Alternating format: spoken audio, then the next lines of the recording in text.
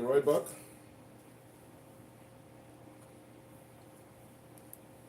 I'll be right back. I'm trying to do, let me get my, I need some coffee this morning to get prepared.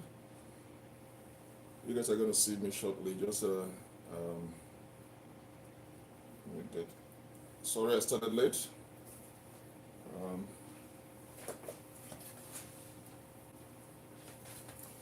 so how are you guys? Sorry I started late. Okay. So let's wait for a few minutes. I'm gonna wait for a few minutes and then we start. All right. So let's wait for a few minutes and then we start. I hope you guys are enjoying your weekends. All right. I hope you guys are enjoying your weekends. So I'm gonna see you guys shortly. I don't know why. I don't know why.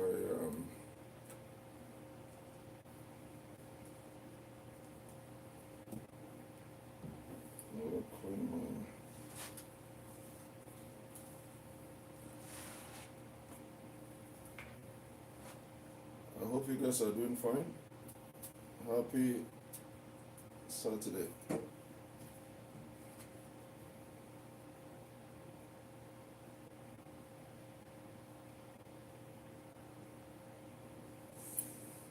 Yeah, invite your friends to join the program. Today's program is going to be very interesting. We're going to be discussing thyroid, overreactive thyroid. Sometimes we refer them as Graves or Hashimoto disease. So invite your friends. Let's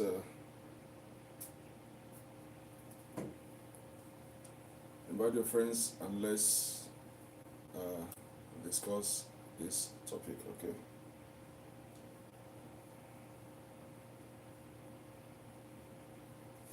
I'm just tired. I slept late last night. By the time I come back from the gym, it's already too late. And I'm traveling to the US today, this morning with my daughter. I'm going to, she's been disturbing me. So I like to get my Christmas present early. So I'll be heading to the US again. As soon as I finish this program, I'll be heading back to the US. Probably I'm going to do another program from the car. So I like doing my Christmas shopping early, so let me go and get her Christmas present. You know, all these new lady, all these young ladies. When I got for her, so I prefer her do her own. I prefer her to do her own shopping. All right. I'm gonna wait for this tea. All right, my friends, welcome. Good morning, good afternoon, good evening, depending on where you are watching from. Sorry, I started late. I came back late last night. I went for a function, and then by the time I came back, and I attended to the gym. By the time I come back, it's late, so I just try to make up the sleep. All right, let me see. Let me get my everything ready. Hope you guys are all right.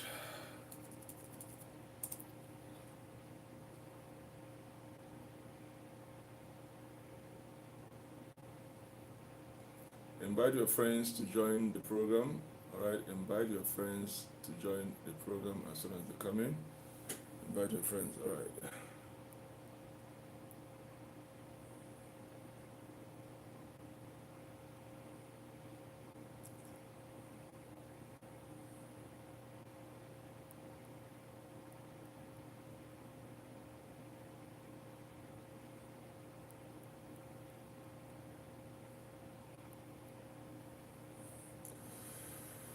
All right. Okay. I'm trying to let me go through some notes here from. Let me see the questions.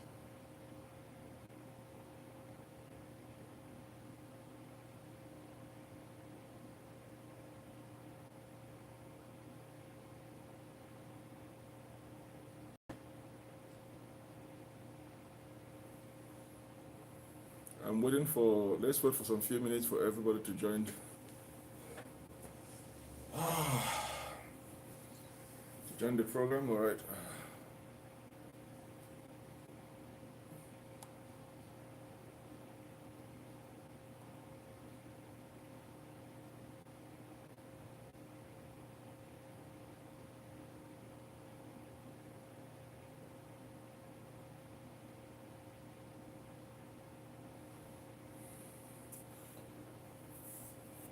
Waiting for everybody. YouTube, you're welcome. How are you guys? I'm waiting for everybody to join the program and then we start.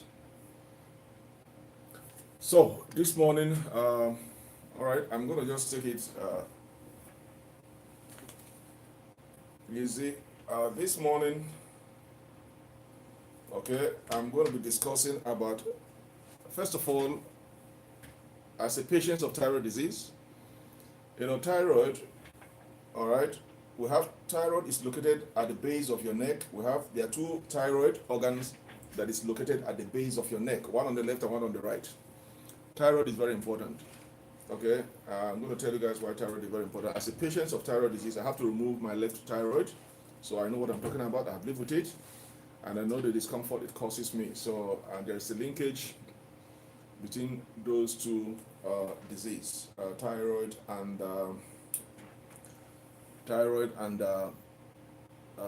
diabetics. All right. So we're gonna discuss the two disease.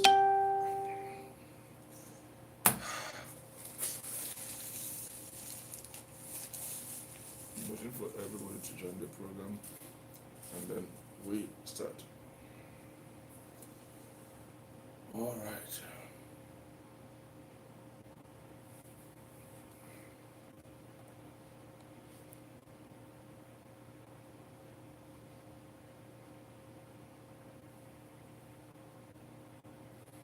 If you can hear me, please let me know in the comment sections. If you can hear me properly, let me know in the comment section. All right.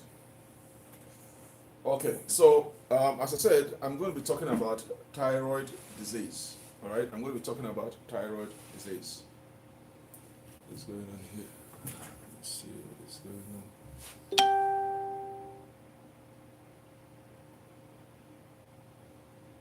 Please. This internet, I don't want any fluctuation this morning, all right? Allow me to do this. Yeah, okay, it's fine.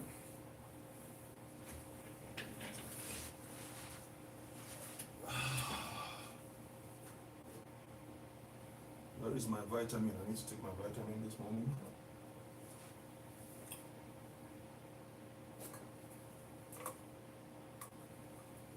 It's finished. My vitamins are finished. Wow. So I don't have any vitamin yet.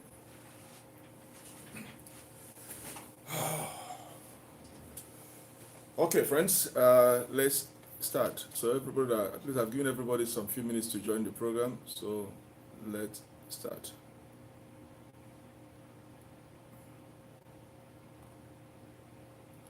Now, the topic this morning is thyroid disease and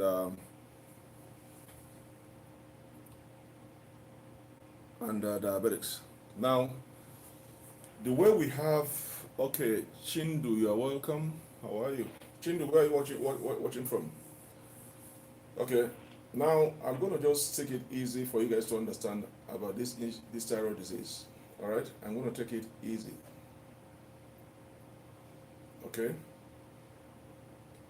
Please, if you ask a question on the TikTok and I was not, because it's going fast. If I miss it, resend it again. Maybe I'll be able to see it for the second time and respond to you. Sometimes the message doesn't come through on my screen. I have to go into the my laptop to see the question. All right. So if you send a question, if I did not respond, try to resend it again. All right. Now, the way we have in blood sugar, when we say we have hyperglycemia, that's when you see somebody say, oh, you have hyperglycemia, we're talking about high sugar levels. Oh, from Botswana, you're welcome. You're welcome. So when we talk about, in terms of blood sugar levels, when we hear about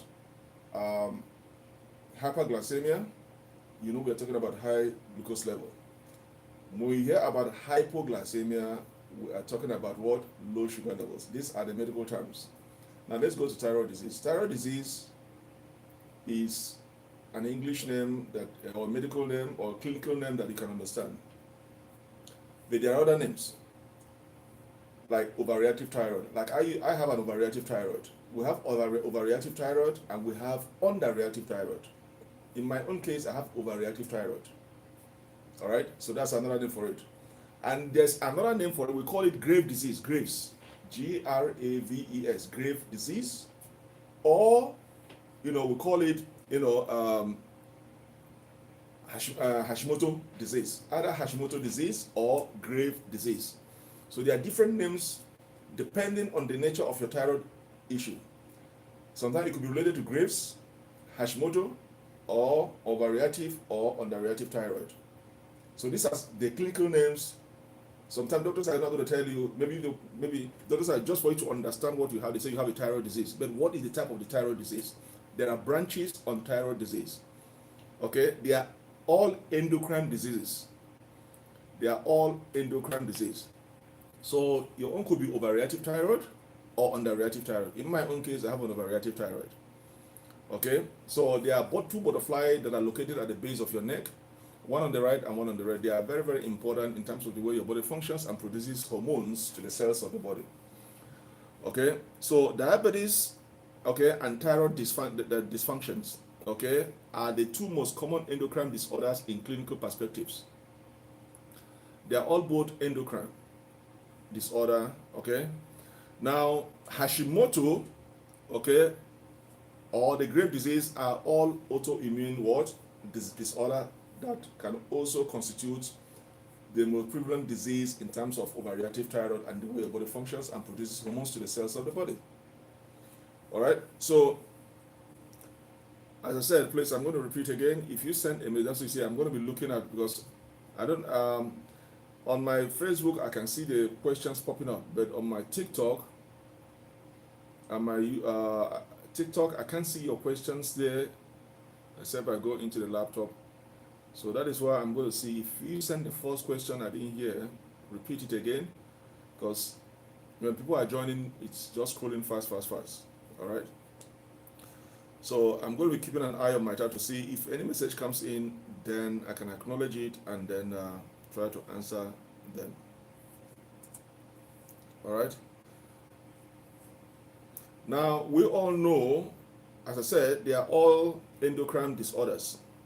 Hashimoto or grave disease are all endocrine disorders. So even if you're having overreactive thyroid or underreactive thyroid, they are all endocrine disorders. Okay. Both diabetes and thyroid, they are all endocrines, okay? So, the same time, they are autoimmune disorders, okay? So, now, if you have type 1 diabetes, why do you have type 1 diabetes? Because of the autoimmune destructions of the pancreas, okay? Autoimmune destruction of the pancreas. Hold on, there's a question that coming here, let me see.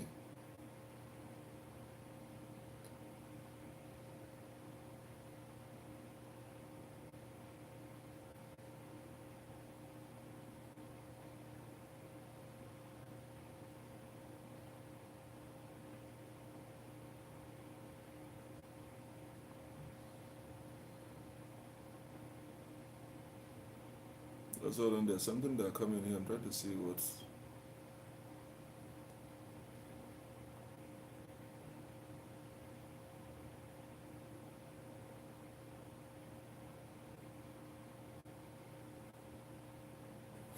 All right.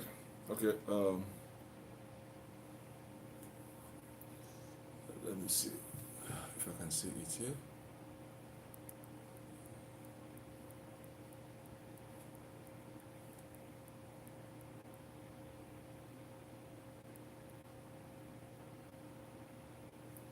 All right, so I'm going to answer your question. So what do I say? You can refer thyroid disease in different names. They can be, if you're having a thyroid issues, it could be overreactive, underreactive. The nature of your thyroid disease will determine if it is Hashimoto disease or grave disease.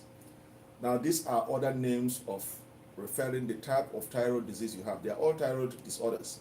You could be hyperthyroidism or hypothyroidism. Hyperthyroidism means, it's a overreactive thyroid and hypothyroidism, they are the same thing. Now, hypothyroidism and underreactive thyroid is the same thing. Grave disease, Hashimoto disease, these are all related to your thyroid disease. These are all other names. Now, okay, there's a message, let me see. All right. So they're all the same name. Now, when you have an overreactive thyroid, okay, or hypothyroidism, like that is what I had. It means your thyroid is producing excess hormones, more than what your body requires. So you're having overreactive thyroid. So mine, I was having overreactive thyroid. And I'm going to tell you guys the symptoms of overreactive thyroid. Mine was, it was so scary. Okay? It was so scary that I have to go for a surgery, and then they have to remove. Now, when you have thyroid disease, there are different. They have to refer to a specialist, endocrinologist, to make sure that that thyroid disease is not thyroid cancer. So there's a lot of tests you have to go through. Iodine tests, biopsy tests. They have to take some part of the tissue, take it out from your neck, send it to make sure that it is not what? Cancerous. So depending on the cyst, the size of the cyst of that thyroid disease, if it is fluid or semi-fluid, so it could be 99% that it's not thyroid. So most of the grave disease are not thyroid. Okay, if it is semi-fluid, that is half fluid, half solid, it is 99% no, it's not going to be cancerous. But if it is totally solid, okay, then there are chances that it might be cancerous. So when you have a thyroid disease, there are different, steps of tests you have to go through to eliminate the possibility that this is not cancerous, so they know, okay, now we're going to get rid of it. Even after the surgery, after they get it out, they have to send it back again to test it again, because now you have the total cyst out of your neck. You'll send everything, because when they are taking this biopsy, they are taking from one side of the organ out and send. So now when they have the total cyst out of your body, they will send the total cyst to check to make sure that it doesn't contain cancer. So it is uncommon for someone to have both thyroid disease, okay, and also diabetes. Okay, we're going to go through it. It is uncommon. Now, if you have type 1 diabetes or type 2 diabetes, okay, now that's what we're talking about, insulin resistance. I've told you guys in my last video I did about insulin resistance, why you develop insulin resistance. It means your pancreas is dysfunction. The beta cells is not malfunction. There are two things occurring in your pancreas. It's either it's producing little hormone, or it's producing more than more than enough. Then that is why, so once there's a dysfunction in your beta cells in the pancreas, then there'll be an accumulative of blood sugar levels in your bloodstreams. And that is why you have insulin resistance. So once your pancreas is not functioning properly, you develop insulin resistance, because now you don't have enough hormone to regulate the amount of glucose levels in your bloodstreams, or the pancreas is producing more than enough hormone, but the system doesn't know how to use it to regulate your glucose levels in your bloodstreams. Now you become insulin resistant, because what? The cells of the body is not having access to those excess glucose levels in your body so that you can function properly. That is why you become what? Insulin resistance. So these are all endocrine disorders or metabolic syndromes. Okay, they become metabolic syndromes. Chindu, do you have any question for me?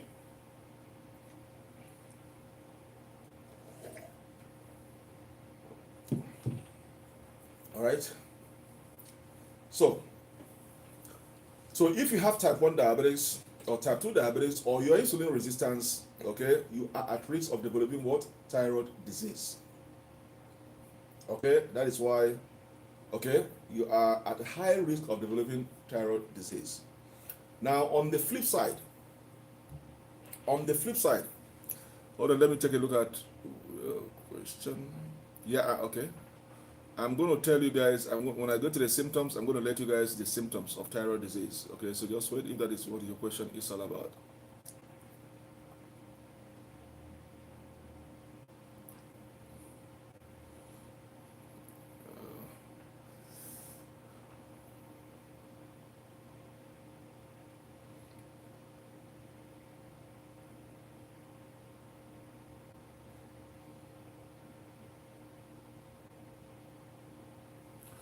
Okay.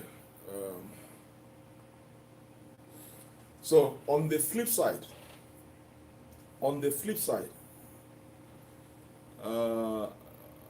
barbecue, how are you? Let me see.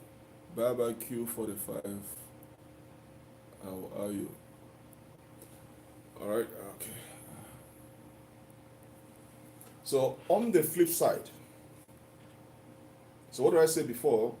If you have type 1 diabetes, type 2 diabetes, or insulin resistance, you stand at a high risk of developing what? Thyroid disease. Now it depends. Thyroid disease is one word.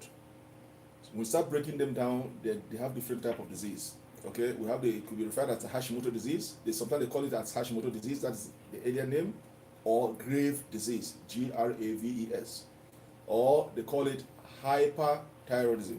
It means your body is producing too much hormone, or hypothyroidism, or sometimes they refer to it as underreactive thyroid. When it becomes hypothyroidism or underreactive thyroid, it means the thyroid is producing less hormone, more than what the body requires. So it becomes underreactive or hypothyroidism. When it becomes overreactive thyroid or hypothyroidism, it means the thyroid is producing too much hormone to the system, and too much hormone to the system is very bad. So it becomes overreactive thyroid, and it has its own consequences. All right. So on the flip side, thyroid disease increases your risk of developing what? Metabolic syndromes. They are all endocrine disorders. Now,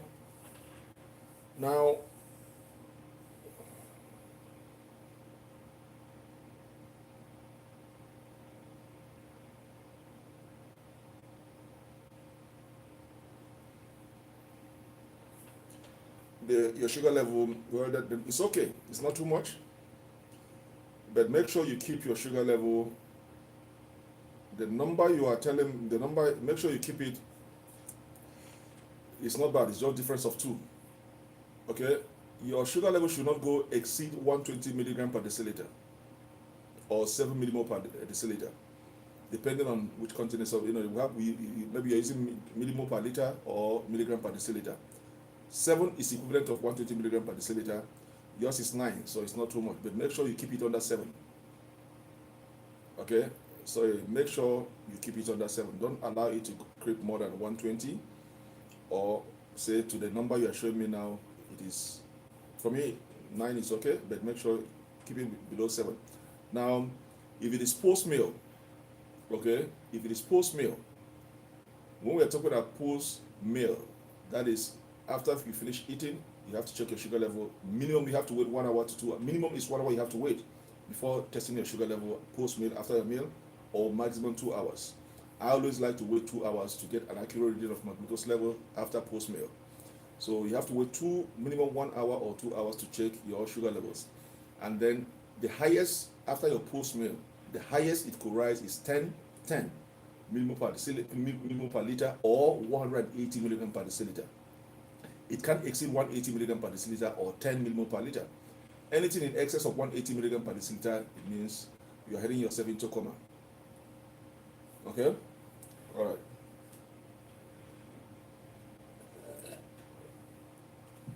So with the number you show me now, try to bring it down under 7. Okay? So let's proceed to what we are discussing about.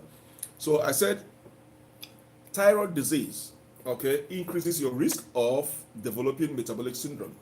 Remember, thyroid disease and diabetes, they are all endocrine disease. So if you're having a thyroid issue or diabetes issue, the specialist you have to see is an endocrinologist. Endocrinologist is the one that gives all those immune diseases. So they are all endocrine disorders, and they are all metabolic syndromes. Okay. Now, I've told you guys, diabetes have to do with 2 things: function and production. So if your body is producing more than enough hormone, okay, then we're talking about function issue. If it is producing less, we're talking about less production issue. That's why we have type 1 and type 2 diabetes. Okay, so that is it. So if you have thyroid disease, okay, you stand an increase of developing what? Metabolic syndromes or type 2 diabetes. Now, these two, the linkage is even stronger, okay, if you have overweight or obese. And that is why I keep emphasizing, make sure you reduce your weight. As a diabetic, you are not supposed to increase weight. You're supposed to be shedding weight all the time. You have to have a moderate body mass index. So if you compare, if for instance you have thyroid disease, remember thyroid disease increases your chances of developing what? Type 1, type 2 diabetes.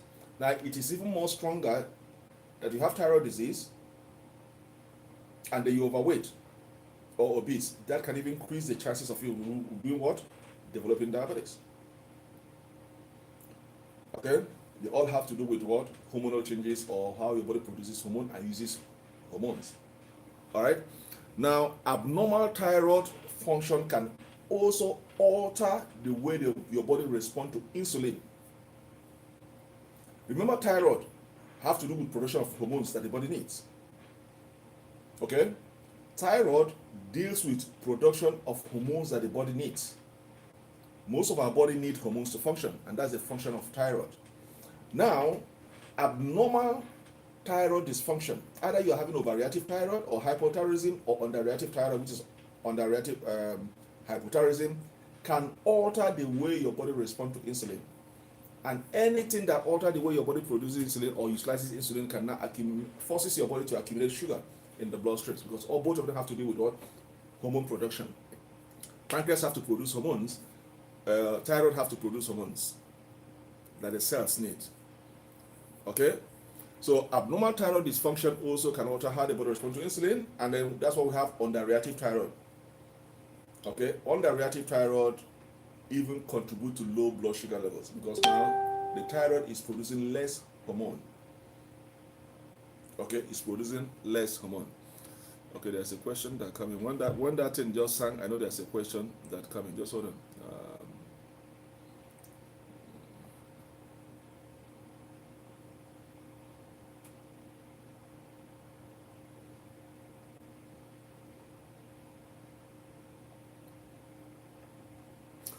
All right, someone is asking me, please, Doc, can you tell us what is overreactive thyroid or hypothyroidism, or underreactive thyroid, hypothyroidism? Okay. And then the second question here says, what is thyroid? Okay, so we're going to go into that. Okay, let me first of all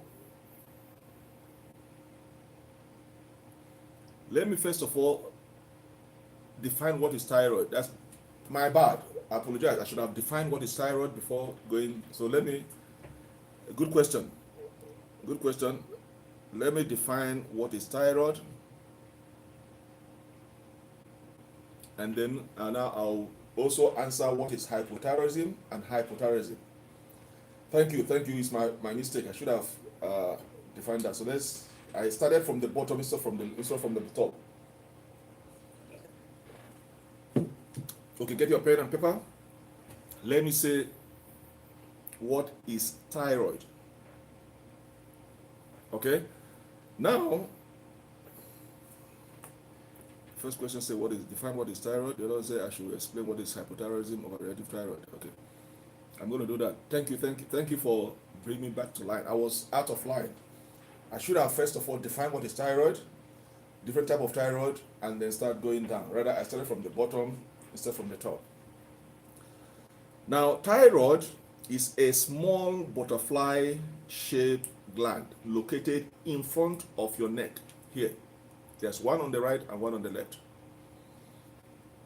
Okay? Thyroid is a small,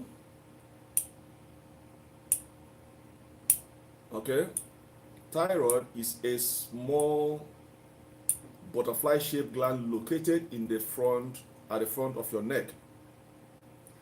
Now, thyroid produces, thyroidism. Thyroid produces thyroidism. THYROZZINE.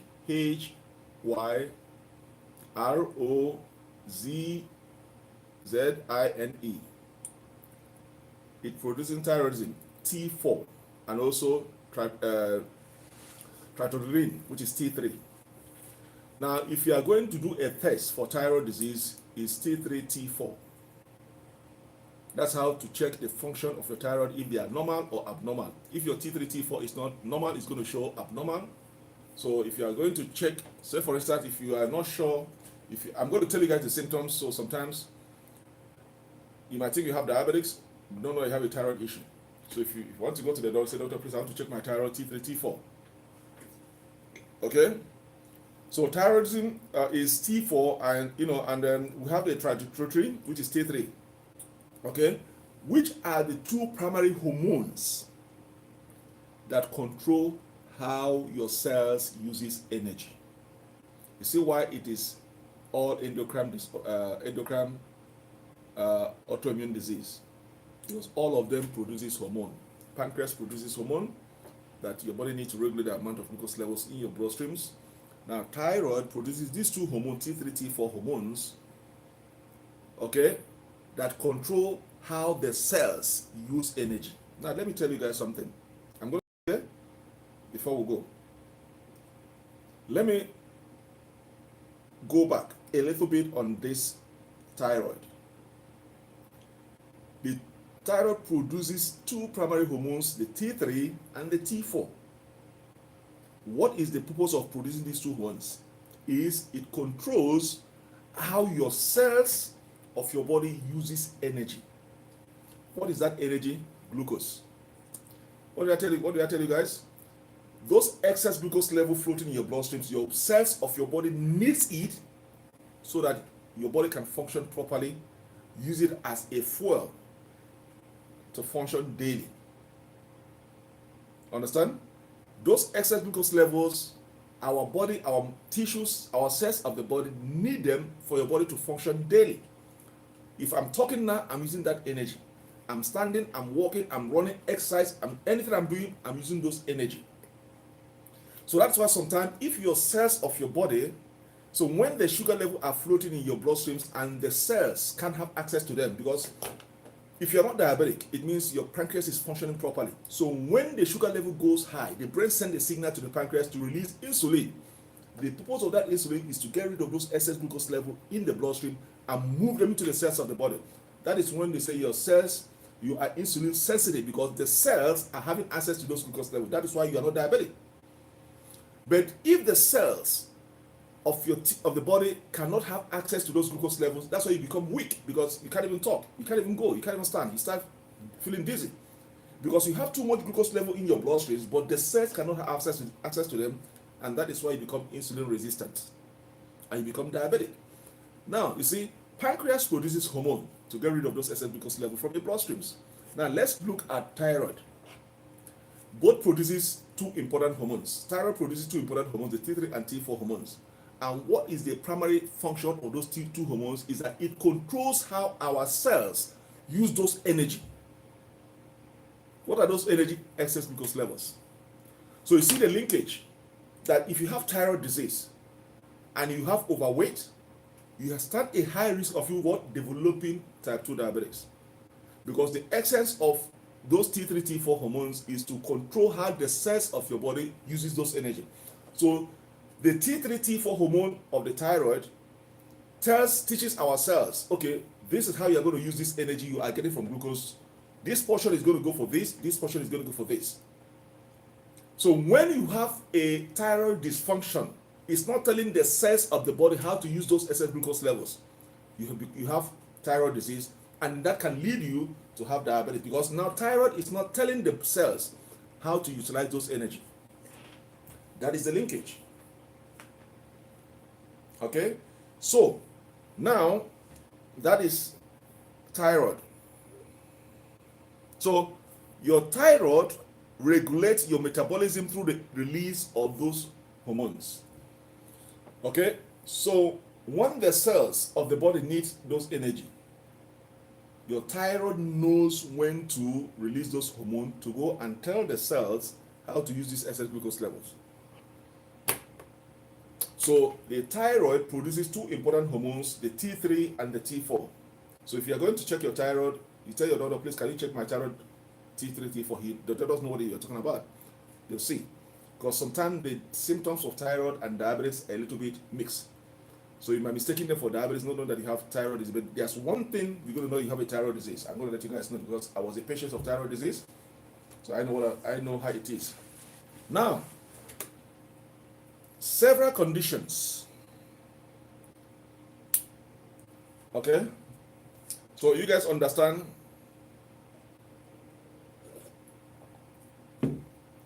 So you guys understand what is thyroid? Okay, and I'm still answering the first question. There are two questions. I'm going to go to the next question and then answer those questions. I don't know why I'm sweating this morning. I put it's, you know, we're in winter. It's cold here, so I have all the heat up. There's another question. I'm going to take your questions one by one. All right. YouTube, I'm not seeing anything from YouTube. You guys are quite silent. Nothing on YouTube today. Lucas, how are you? Okay.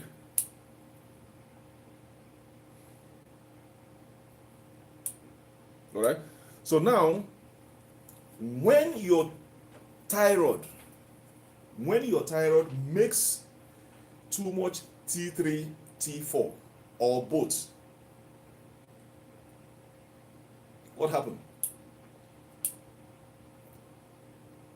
When your body, or when the thyroid makes too much of T3, T4, what happens? It makes your system to speed up, causing you distress. Okay?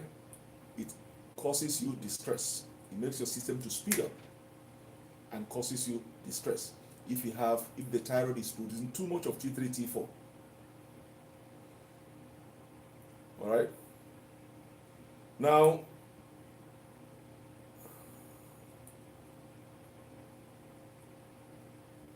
if you don't understand the symptoms and go for quicker treatment, that can cause you complications all your life. I went through it, and that was during the COVID time. I went through it. I know the hell I went through for them to remove it, and then I regained my health back. All right, so I'm going to stop here. Let me go to the next second question. Says, Doc, what is hypothyroidism? Now, hypothyroidism is the same thing as overreactive thyroid. That's another name for it. Now, another name for hypothyroidism is called Graves' disease. Graves' disease, Graves, is another name for hyperthyroidism, or we call it overreactive thyroid. In the past centuries, the first name recognized is Hashimoto disease. That is the first name. In the earlier century, it's called Hashimoto disease. From there, they changed it to Graves' disease, and now we call it thyroid disease. So sometimes you go to the doctor, they tell you, oh, you have Hashimoto disease. I say, what is Hashimoto disease? They're talking about thyroid disease. Or sometimes they call you have a Graves' disease. They're the same thing as hypothyroidism. So this question says, is asking what is hyperthyroidism? It's the same thing as overreactive thyroid. So if I say overreactive thyroid, I'm still talking the same thing as hypothyroidism. Now, hypothyroidism occurs when the thyroid gland produces too much thyroid hormone. It's something like hypoglycemia. Hypoglycemia is when you have too much sugar in your bloodstreams. Hypoglycemia is when you have less below your normal level. So when you have overreactive thyroid or hypothyroid, it means you have too much, the gland is producing too much hormone. And too much hormone is very bad for your system. That is what I was having. My gland was producing too much hormone. Okay?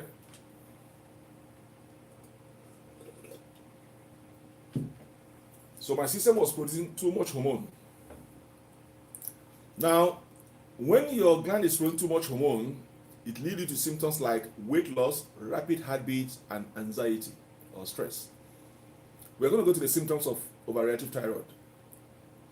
Okay? We're going to go to the symptoms of overreactive thyroid. I'm trying to tell you guys, from the definition of thyroid disease, you should know the linkage between thyroid disease and diabetes, because they're all endocrine disorder or endocrine dysfunctions, because one tells the other how to utilize the energy, the other one controls need the energy to function daily, which is the diabetics. So if you have thyroid disease, it can lead you to have type 2 diabetes, because the essence of those two hormones is that it tells the body, or it controls the body, how to utilize those energy.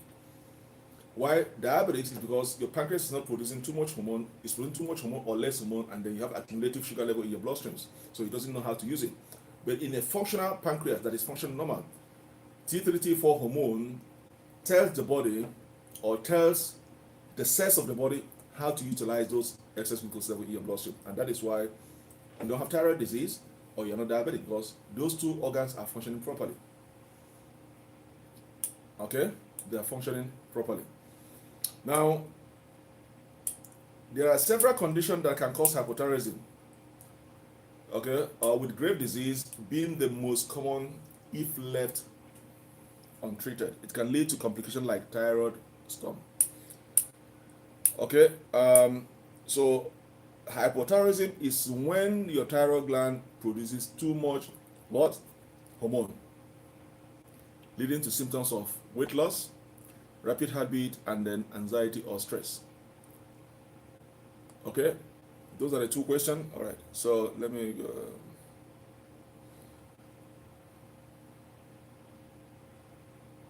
We're going to talk about the symptoms of the thyroid hypothyroidism. Okay, now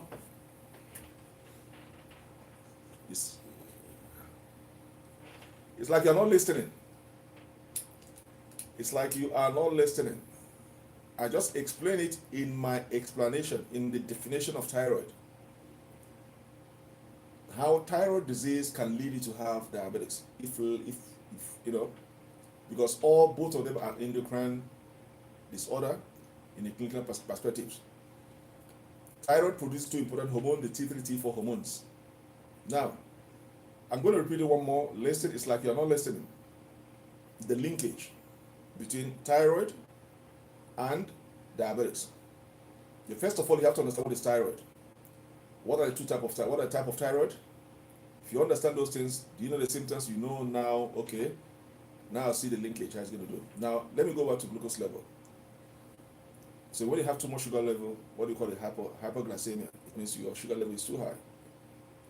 Why did you become diabetic in the first place? You become diabetic because there's a malfunction in your pancreas. Pancreas is not functioning properly. Now, located inside that pancreas is what something we call the beta cells. The beta cells is the one that actually produces that hormone that you need to regulate the glucose level in your bloodstreams. Now, if that beta cells dysfunction, two things happens why your pancreas fail. Is one, it's either it's producing less hormone. So for instance, if your sugar level goes high, normally the brain is going to send a signal to pancreas to release some hormones to get rid of those excess glucose levels. Now, in the case where your pancreas is not functioning properly, the brain will send as many signals to the pancreas, but it's not going to respond. Why? Because the beta cells are dysfunction. So why? The beta cells is producing too much hormone. You have more than enough hormone, but your system doesn't know how to use it to get rid of those excess glucose levels, to move them into the cells so that you become insulin sensitivity. Or when the brain sends a signal to pancreas, it produces less hormone. So that less hormone cannot regulate the amount of glucose level in your bloodstreams. Then there'll be an accumulative of glucose levels in your bloodstreams, and you become diabetic because your pancreas is not functioning properly. Now, let's go to thyroid disease and link them both. Thyroid disease, when you have a thyroid, it's a two butterfly gland located in the front of your neck. Okay? They produce two important hormones called T3 and T4. I just mentioned it here. Okay? T3 and T4. Okay? We have the thyroid, which is the T3, and we have the thyroxine, which is the T4. These are two important hormones that the thyroid gland produces. Now, what is the primary function of those two hormones, T3, T4? Okay? It controls how your cells use energy. What is that energy? The energy is the excess glucose levels in your bloodstreams. So the T3, T4 controls how the cells uses those energy in your bloodstreams. So the thyroid, those three hormones tells the pancreas that is producing the hormone how to utilize those excess glucose levels. So when you have thyroid disease, that it means the T3 or T4 is not functioning properly. There's a dysfunction. It's either it's producing too much hormone, we call it hypothyroidism or overreactive thyroid, or it's producing less hormone, we call them underreactive thyroid or hypothyroidism. And when you have a thyroid issue, then there's a problem, there's a possibility you're going to be diabetic. Because now, the thyroid, the two hormones, the T3, T4, is not in control to tell the cells of the body how to use those excess glucose level in your bloodstream. So when I'm not in control, how to tell you what to do, that's when your system runs into problem. They become diabetic, type 2 diabetic, because now there's going to be an accumulative of glucose levels in your bloodstreams. So one produces the hormone to regulate the glucose level in your bloodstream, which is the pancreas. Now the other one tells the pancreas how to utilize those, tell the cells of the body, not the pancreas. The pancreas produces those two hormones to regulate the amount of glucose levels in the bloodstream by pushing those excess glucose levels into the cells. Now, when those excess glucose levels move into the cells, it is the work of T3, T4 hormones to tell the cells how to use those hormones. So in the case whereby your T3, T4 is dysfunction, you will not be able to tell the cells what to do. So the cells are not having access to the excess glucose level, you become insulin resistant and you develop type 2 diabetics. Capish? I think this one I explain it better than you can understand. All right, so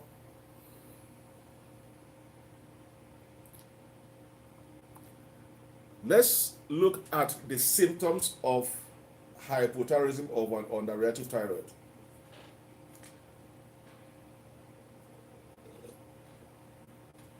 Yeah, today I'm drinking with a big cup.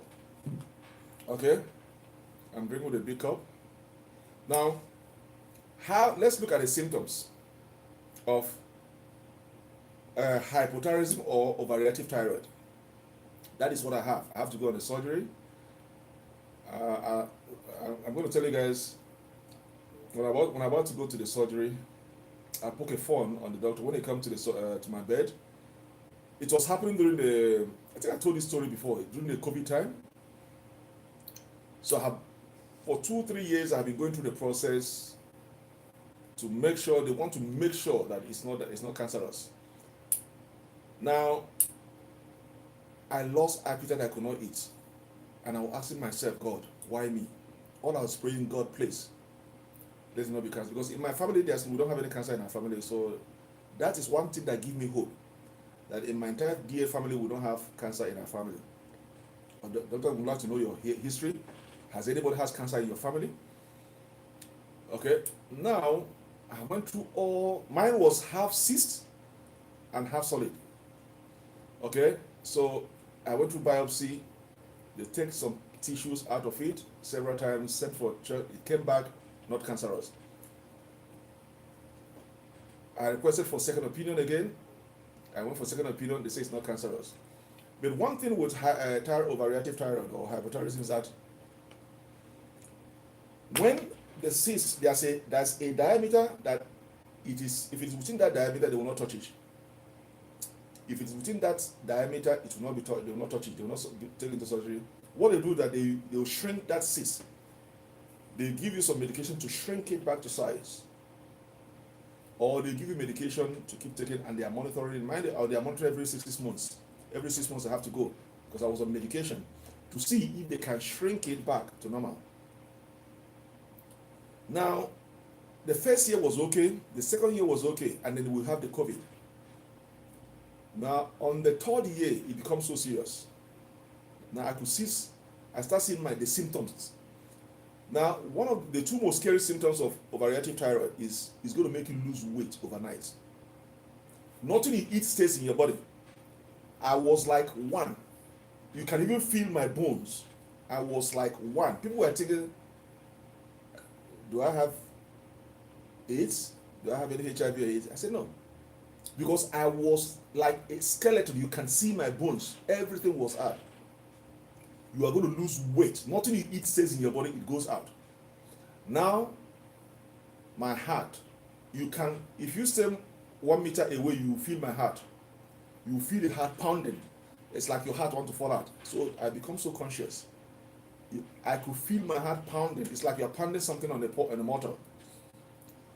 So these are the two symptoms of you lose excessive weight if you have a grave disease or overreactive thyroid. You're going to be like one, and then that heartbeat is going to increase. Pounding. So there gets a time that cyst goes above the centimeter or the diameter that if he reaches this, then we have to operate. There's no option of waiting no more. So my hole expanded and it's pushing against my windpipe. And then they said, no, you have to go in, and because I might go to sleep and not come wake up because it's not pushing against my windpipe, I'll be able to breathe. So they get it in, and on the process of going to the theater, I tell the doctor, look, doctor, please make sure you don't cut my throat. He said, no, he said he's going to use my throat, my head for some dinner. I said, well, go ahead if he's going to pass. So we're just cracking jokes. He said, no, you're okay. You're just trying to calm me down because they're going to slice your throat out. Which I know the process, but it need a professional who knows how to do it to make sure they don't kill you on the process of cutting your throat, and then or cutting your windpipe. The most important thing is the windpipe, because that windpipe, the windpipe and the vocal cavity. The vocal cavity is in the front of your thyroid. So before they operate you have to sign some papers that you might not be able to talk again. If there's any mistake, you might go dumb, because the vocal cavity pipe is in front of your thyroid gland. So they have to move it away in order to get access to the thyroid gland. And in the process of getting through it, they might make a mistake and cut it. And that's it. So you have to sign a lot of papers before they can. So I was asking the specialist, the surgeon, I said, how many surgeries have you done and how many people have lost their voice that went in and come out of? They say, I've done, the one time I've done about 2,000 surgeries, and out of that 2,000, not even 1% has the complications. You see doctors, specialists, surgeons, when you look at them, you know that they know what they're talking about. These are not young boys. These are people with gray hairs. These are grandpas. They've been in that line for 40 years. They know what they're talking about. So I was a kind of, happy. I said, how many hours surgery? It's going to take an hour to 2 hours surgery to get it out. And I told them, I want to see it. Once you get that thing out, can you put in I want to see it? He said, yeah, sure. So there's the vocal cord is in front of your vocal cord is here, your windpipe and the vocal cord are next to each other. But what they are main concern is the vocal cord. It's right in front of the thyroid gland. So they have to move it away in order to get access to your thyroid gland. So in the process of moving it away, your vocal is very tiny. They have to use a special telescope to see that pipe. In the process of moving it away and they're able to cut it, that's it. You won't talk anymore. So there are a lot of things you have to pass through. Okay? So we're going to look at the symptoms of hypothyroidism, weight loss. Okay, number one is weight loss. I just said it. You have weight loss and increased appetite. You're going to lose a lot of weight. That is one thing you're going to know. Don't panic. You're going to lose. You can even feel your bones. Do not panic. You're going to lose a lot of weight, and then your appetite is going to increase, because as you're losing weight, you're going to be eating, and most of the thing you eat is going to go out. It's not staying. So you're going to lose weight and then increase appetite. Okay? Now you have irregular heartbeat or rapid heartbeat. Your heart is going to pound it. Anybody staying about 1 meter away from you is going to hear your heart, because your heart is going to pound it. Boom, boom, boom. That's how you hear how it goes. So do not panic. Don't panic when it gets to that extent. Okay, I was panicking that time, but do not panic. That is the symptom when it has gone to that advanced stage. So now you're going to feel it irritable, or your nervous systems are, you're going to feel some nervous breakdown or irritable. So most of the things, sometimes I can see my mood changes. I'll have a mood swings. I have a mood swing in my mood. Slightest thing irritate me. Slightest thing at that time irritate me, because I was worried. I will see myself. Sometimes I bring my picture, I look at my picture, and I look at my present picture. I say, what the hell is going on here? Sometimes there was a time I went to bed. I say, that's it? So that's it. That's how a man goes. So I was even calculating what I'm about to do in the next 5 years and what I've achieved. I'm taking stock of what I've achieved. I said, well, if it comes, it comes. So I was trying to figure, how does death come?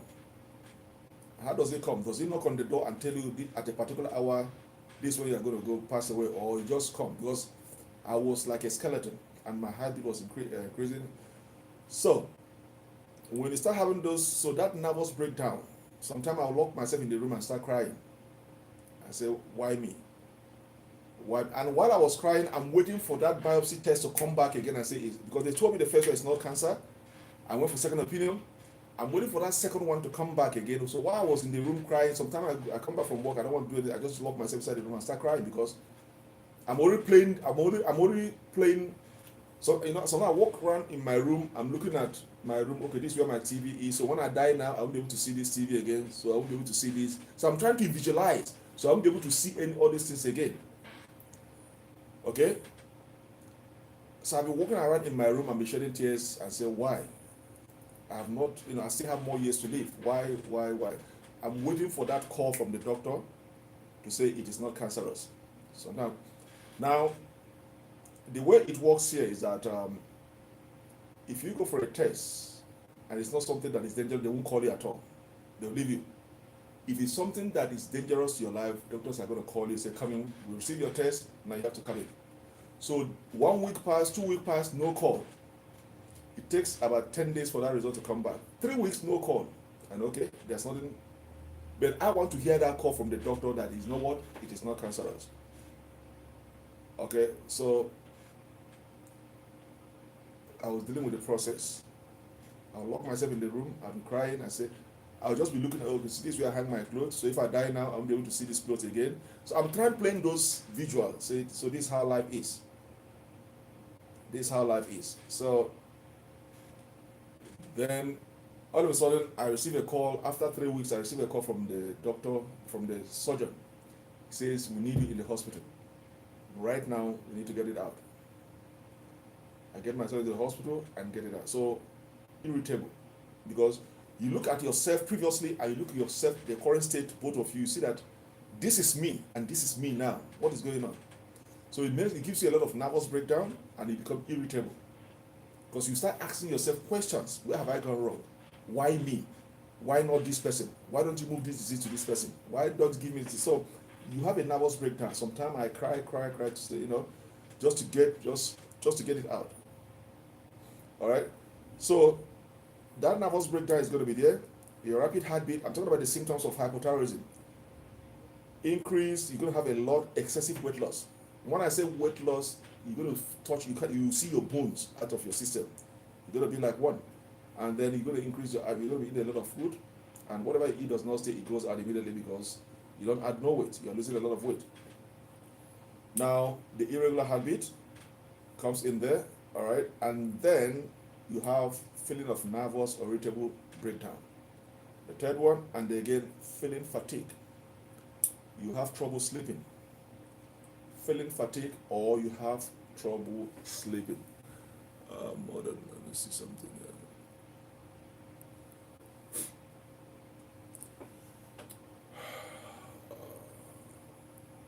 A lot of questions that come in here. I'm going to go through I'm going to log in and see. There are a lot of questions that come in here. So we're talking about symptoms of hypothyroidism, excessive weight loss and increased appetite, rapid or irregular heartbeat, nervous or irritable. You're going to have a nervous breakdown, and again, you're going to have a trouble sleeping or fatigue.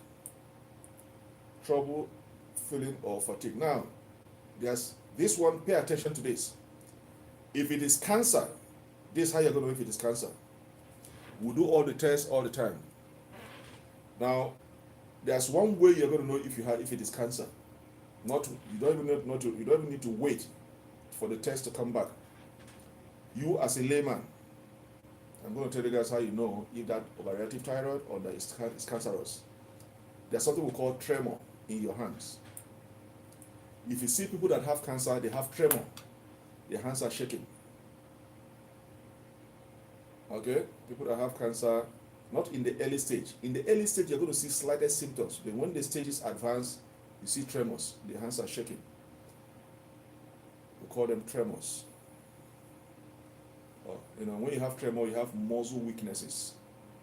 That's how you know it is cancerous. So anytime you go to see your specialist, this is what they will test you on this. They will ask you to stretch your hand, stand you against the wall.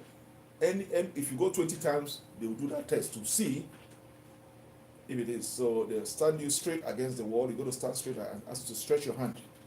And then he'll count 20 and see if your hands are shaking. That's how to know if it is cancerous. So we call them tremor muscle weaknesses. So if you have thyroid issue or variative thyroid and you're waiting on something like just stand straight against the wall. You got to stand straight. Concentrate and then put your hands side by side and see, count 20. Count 20 and see if you are shaking like this. If you are shaking like this, then there's a possibility this is cancerous. So we call them tremors or muscle weaknesses. This is what endocrinologists, anytime you go to see them, they must perform this test to see if you have tremor in your hands. And then while you are standing against the wall, they want to see if you are shaking. You ask to stand straight and focus. They want to see, is there any movement? Okay, so I'm giving you guys some secret. Now we have the last symptoms is have frequent bowel movements. Okay, you have frequent bowel movement is another symptoms, and again, you are easily overheated. That comes with that nervous breakdown. So these are some of the symptoms of hypothyroidism. Pay attention to the tremors in your hands. Okay, so now you see there are some people that have, even they are not cancerous, but you see some tremors. Yeah, you might have some muscle disease. There are those that have what do you call them? So I'm not trying to generalize that everybody that have tremor has cancer. No, there's some other disease. What is called this name? I keep forgetting this name. That they have muscle disease that hasn't to do. They are not cancerous, but there's a muscle disease they have that makes them to have tremors in their hands. But I'm peculiar to thyroid, overreactive thyroid. If you have a thyroid issue and they send to biopsy, even if the result comes back that it's not cancerous, keep an eye on your tremors in your hand because it can change from 1 week to the next. So even though they send it to a test, it came back that it's not cancerous, does not mean it cannot turn to cancer. Grave disease can turn to cancer. So that's why you have to, when you're at home, you watch your fingers to see the tremors are not there because it could swing. So that is it. So those are the symptoms of thyroid disease. All right, there are some questions I'm going to take here.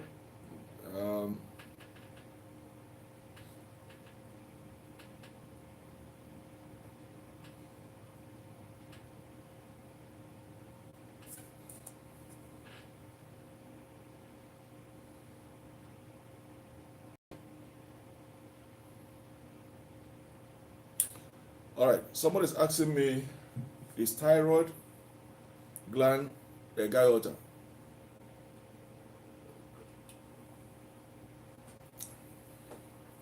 Somebody's asking, is thyroid disease or thyroid gland itself a guyota? Yes. Thyroid can swell into guyota. Why do you have guyota? Is because you have iron deficiency. Okay? Thyroid gland can swell into guyota. Guyota is an enlargement of the gland. Enlargement of the gland that you see it pushes out. You can see some people carry it either on the right or on the left of their neck. Now, in terms of my own case, why my own case was delicate was my own guyota or my own gland was growing inwardly. It's not growing outwardly. It was growing inwardly and pushing against my windpipe. That is very, very dangerous. So they needed surgery to remove it because when something pressed against your windpipe, I could not breathe. Now there are some thyroid gland disease that can turn into guyota by pushing out. That's why you see them having a very big guyota in any side of their neck. This pushes out. It can swell and turn into guyota. And why you have guyota is because of deficiency in iron. Okay, you have deficiency in iron and then you develop guyota. So yes, it can itself swell into guyota. All right, due to iron deficiency.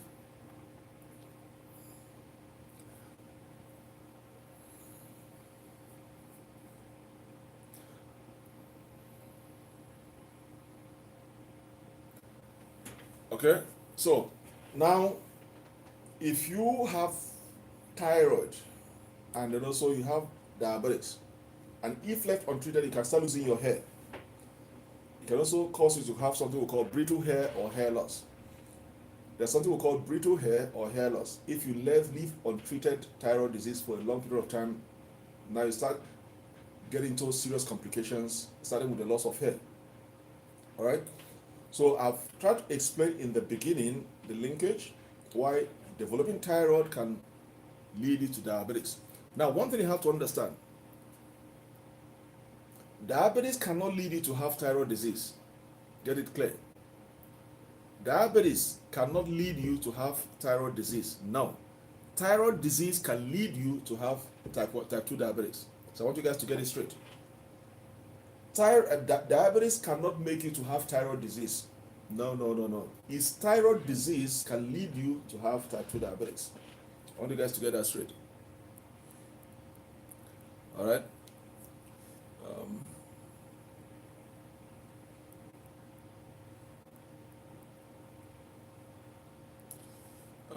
I'm trying to.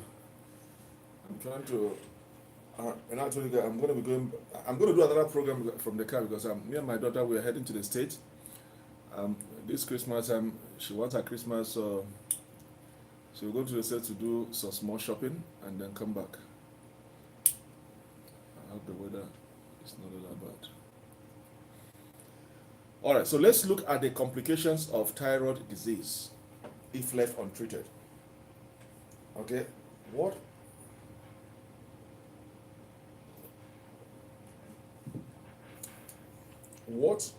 are the complications?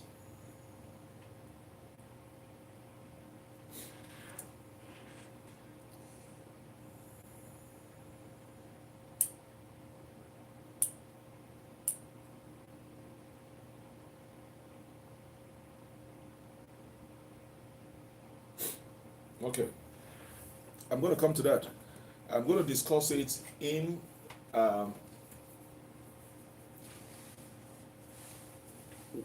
we're going to look at the complications of thyroid disease. There's something we call thyroid storm. There's something we call thyroid storm. Thyroid storm is, I told you guys about overreactive thyroid or hypothyroidism. Thyroid storm is a rare health condition that occurs as a result of untreated hypothyroidism. And that is why I have said to you guys, when you start having symptoms of something, do not wait till when it gets to the last stage and you start rushing to the doctor. Every illness has symptoms from mild to advanced, stage 1 to stage 4. Do not wait till when you get to stage 3, stage 4, you start rushing to the doctor. You are playing with your life. The earlier you start tackling that symptoms from stage 1, because in stage 1, stage 2, you have options to treat it or to stop it and save your life. The more it progresses to stage 3, stage 4, the options are limited. Then you are playing with your life. So if you have hypothyroidism for a long time, without treating it, it's going to result into what is called thyroid storm. Because your body, the thyroid gland is producing too much hormone, too much T3, T4 hormone, more than what your system needs. And then your body enters what we call overdrive, speed up. Your body enters overdrive, speed up as a result of thyroid hormone that is too much in the system. And that is life-threatening. Too much hormone in our body is life-threatening. So a combination of symptoms including rare, when you have that rapid heartbeat and also your blood pressure, and then you develop into fever. Those are life-threatening. We call them thyroid storm because you left your hypothyroidism untreated, and then the system keeps producing too much hormone, and then your system enters overdrive. When your system speeds up, overdrive, trying to get out of those too much hormones, it's a life-threatening.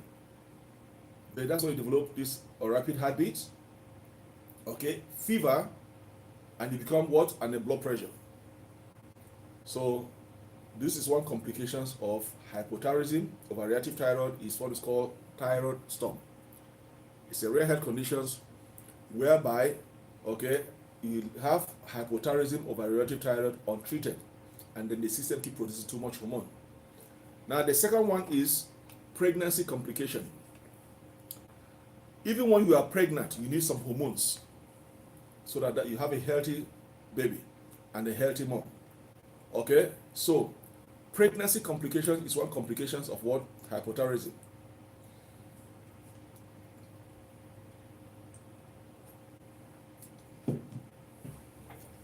I'll be right back. I need more tea. This tea is finished. Let me put some. I'm coming back. I need more tea.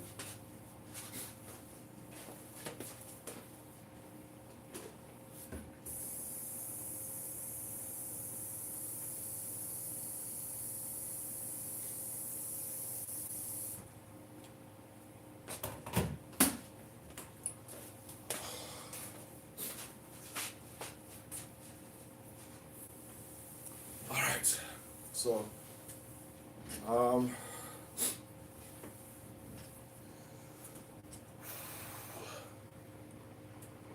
YouTube, what is happening in YouTube?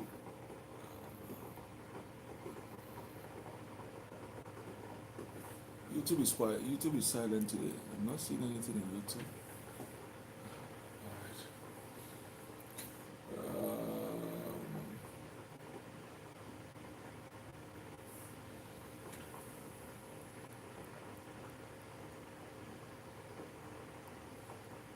There's somebody I'm trying to see.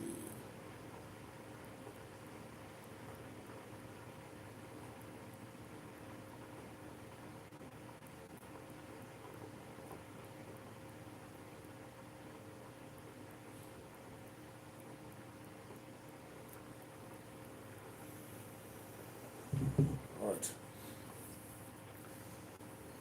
So we're talking about complications, okay? Complications of thyroid, and I say pregnancy complications. Now,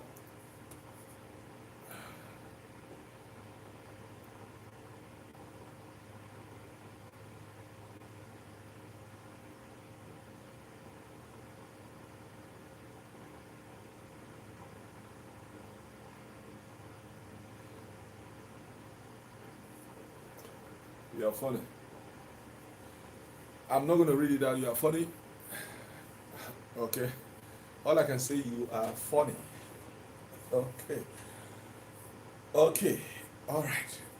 Okay. Let me bring it down. Bring it down. Bring it down. Bring it down. You are funny.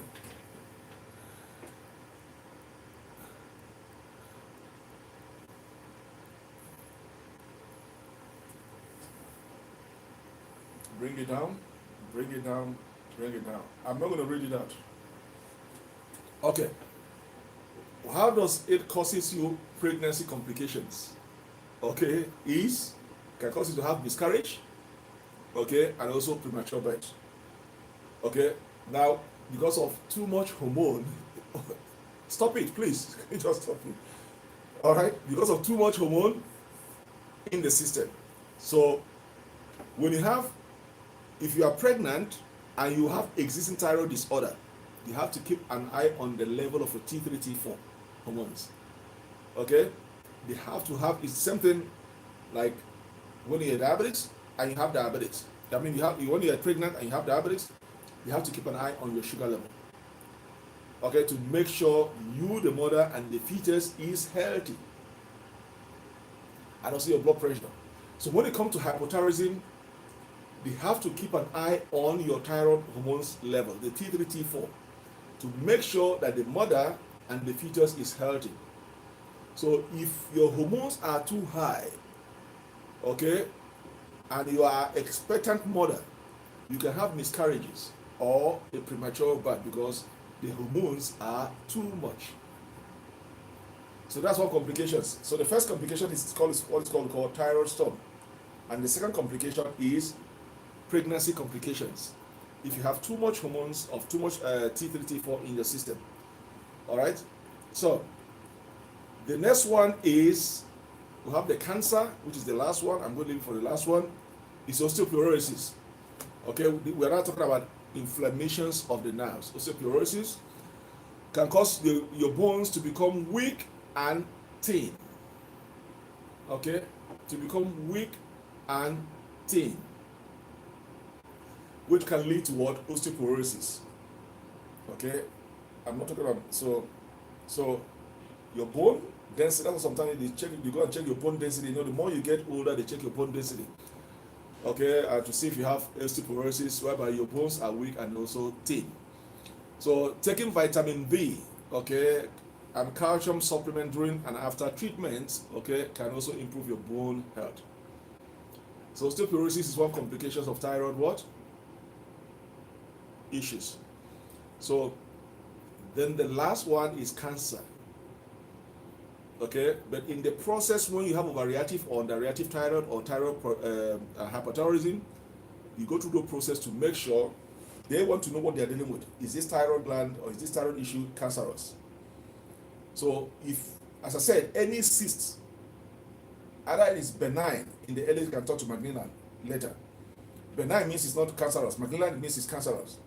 So even if it's a cyst, it could be half fluid and half solid. Okay, if it's a complete fluid cyst, then you have lesser chance to worry about cancerous.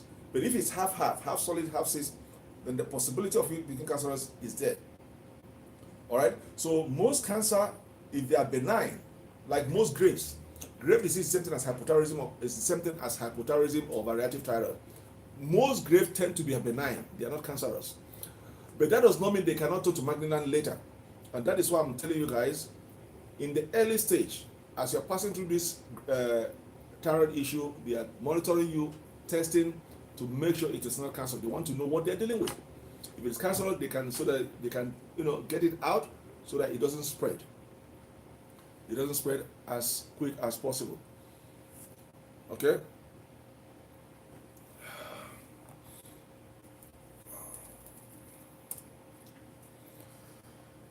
So I've given you guys the complications. Now let's answer. Let me see how many questions. Two. I have 4 questions here. We have 4 questions here. Okay. So what am I trying to say in the early stage? Okay. Diabetes cannot cause you to have thyroid disease. Rather, thyroid disease increases your risk of you developing type 2 diabetes. Okay, so if you are not yet a diabetic now, and you have a thyroid issue, just know it at the back of your mind that this thyroid issue can eventually turn to type 2 diabetes. But when you are diabetic, okay, diabetic cannot lead you to. Hold on. There's something I want to check at the medical journal. Hold on.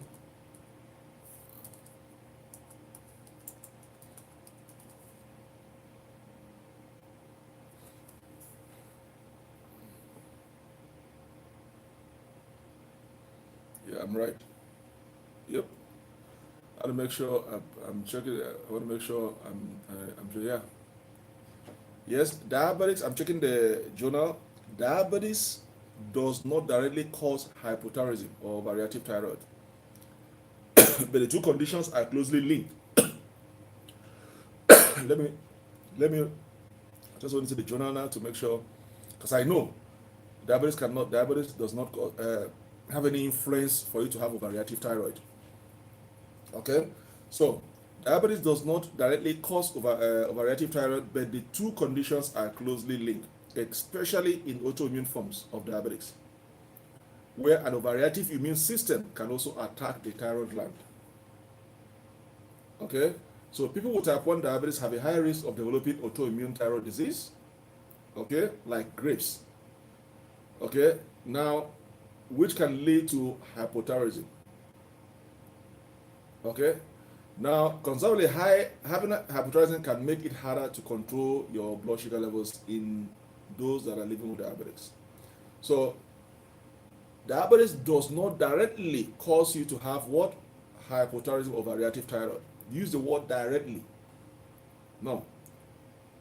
But thyroid, overreactive thyroid can directly cause you to have type 2 diabetes. But this, in the reverse, cannot directly cause you to have hypothyroidism. Rather, what it's going to do is now, what diabetes is going to do is,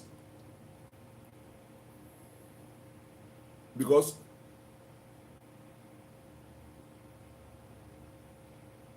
when you have too much glucose level in your system, it means you're having hyperglycemia.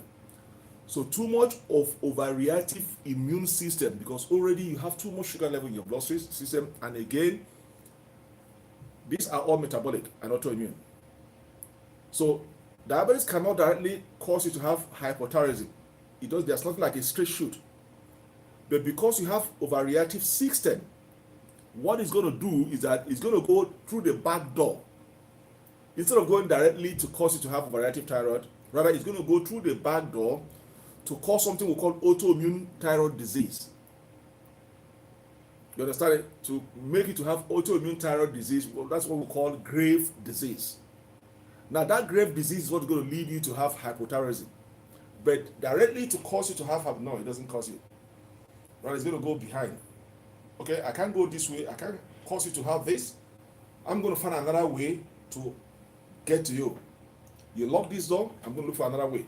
So there's no direct connection of diabetes causing you directly to have hypothyroidism. Rather, it's going to now attack or cause an overreactive system to attack the autoimmune thyroid disease. So when you attack the autoimmune thyroid disease, it's going to cause that thyroid disease to develop graves. Because it's through that graves that you're going to have hypothyroidism. So there's no direct linkage that diabetes can cause you to have hypothyroidism, but hypothyroidism directly can cause you to have type 2 diabetes, especially if you're overweight, obese, all right, and then your pancreas is not functioning properly.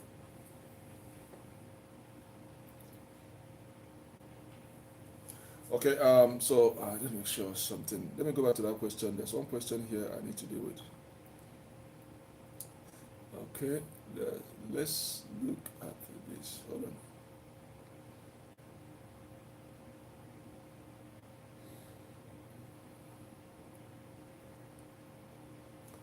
All right.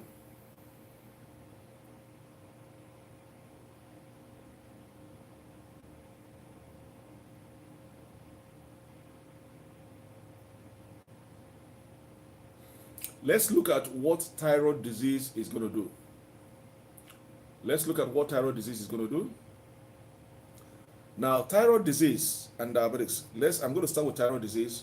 Now, one, too much or too little insulin can affect thyroid hormone production and activity. Okay? Too much or little insulin can affect, all right, thyroid hormone production and activities. Secondly, blood sugar levels is affected. Blood sugar level is what? Affected. Now, thyroid disease can also caused by autoimmune disease. And then hyperglycemic pulmonary system and renal disease is thought to play a role in the link. Now, let's go to diabetes. We have the type 1 diabetes, we have the type 2 diabetes, we have insulin resistance, and we have the metabolic syndrome.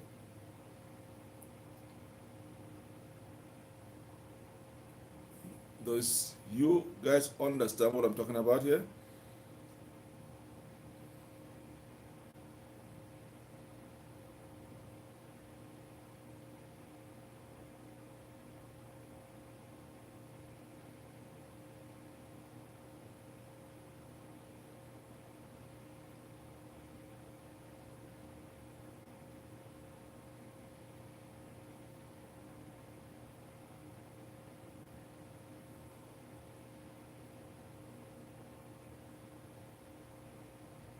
Okay, I'm going to repeat it one more. One more. Thyroid disease and your blood sugar. I've told you guys what thyroid disease is. Now, Mark, just wait. 1, 2, 3, 4. Let me finish with one before you send another one, because you're confusing me here now. Let me finish with one before you send another one. You have 4 already. Let me finish with it, all right? Now, hypothyroidism is the same thing. Are you listening now? Because you're drawing me back. You are drawing me back. Hyperthyroidism is same thing as overreactive thyroid. Okay? Write it down. Hypothyroidism is the same thing. Sometimes doctors call it hypothyroidism or overreactive thyroid. Okay? It's closely linked with hyperglycemia, which is high blood sugar levels. See, when you see hyper, it means high. Hypo means it's low. Now, you got it? Okay. Now, hyperglycemia is caused by thyroid disease. Let me tell you. Hyperglycemia, sugar level is high. I'm going to make it as elementary.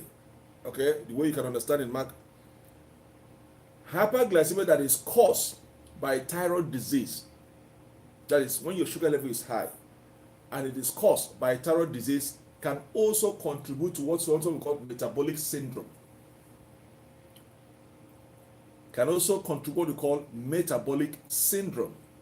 And what is that metabolic syndrome? Metabolic syndrome is a cluster of 5 conditions. When something is metabolic, it's a cluster of 5 conditions. Autoimmune is different. In terms of endocrine, clinical phrases, it's either autoimmune, they deal with autoimmune or metabolic syndromes.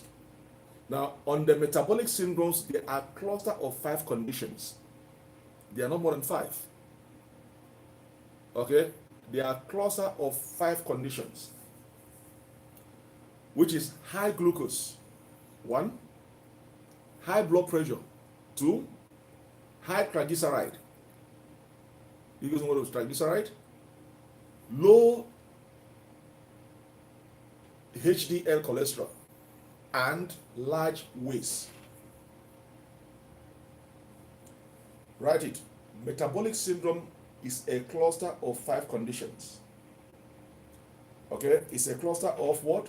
5 conditions. High glucose, high blood pressure, high triglyceride, low HDL cholesterol, which is bad cholesterol. No, low HDL is the good cholesterol, but it is low, not high. Okay, and then a large waist. All these increases the risk of heart disease, diabetes, and also what? Stroke. I'm trying to make it in such a way for you to see the linkage in another form. The way I explained it, I'm just trying to reverse it for you to understand that metabolic, when something is metabolic, we have 5 cluster conditions grouped together that make it a metabolic. And these metabolic conditions, if your hyperglycemia is the cause of thyroid disease, it must have this metabolic syndrome, these 5 things. And these 5 things is what is going to lead you to have diabetes, stroke, or heart disease. So untreated metabolic syndrome can progress to what? Type 2 diabetes. So let me go to your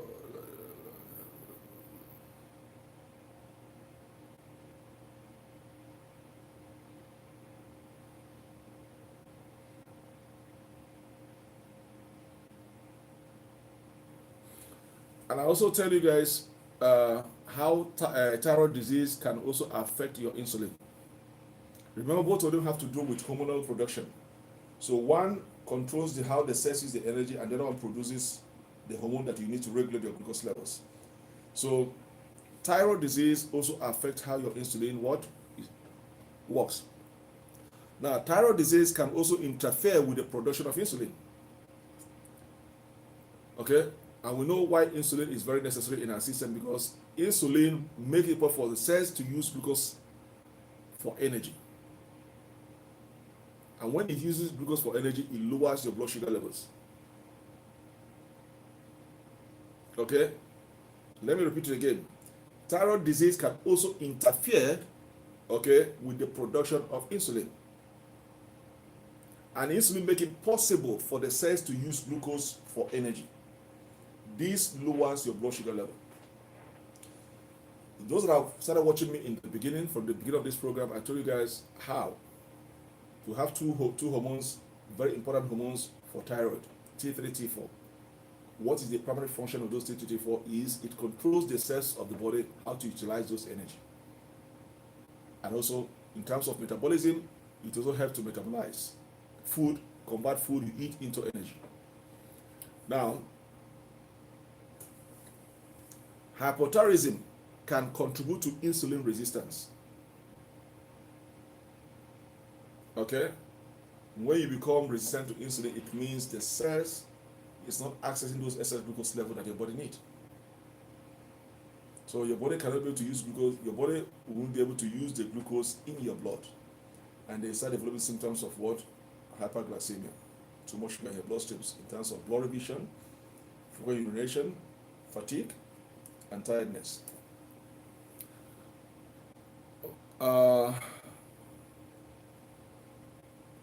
Okay, Michael, listen.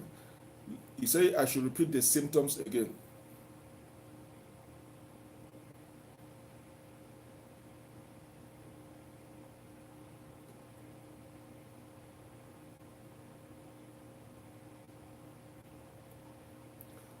You want me to repeat the symptom again, all right?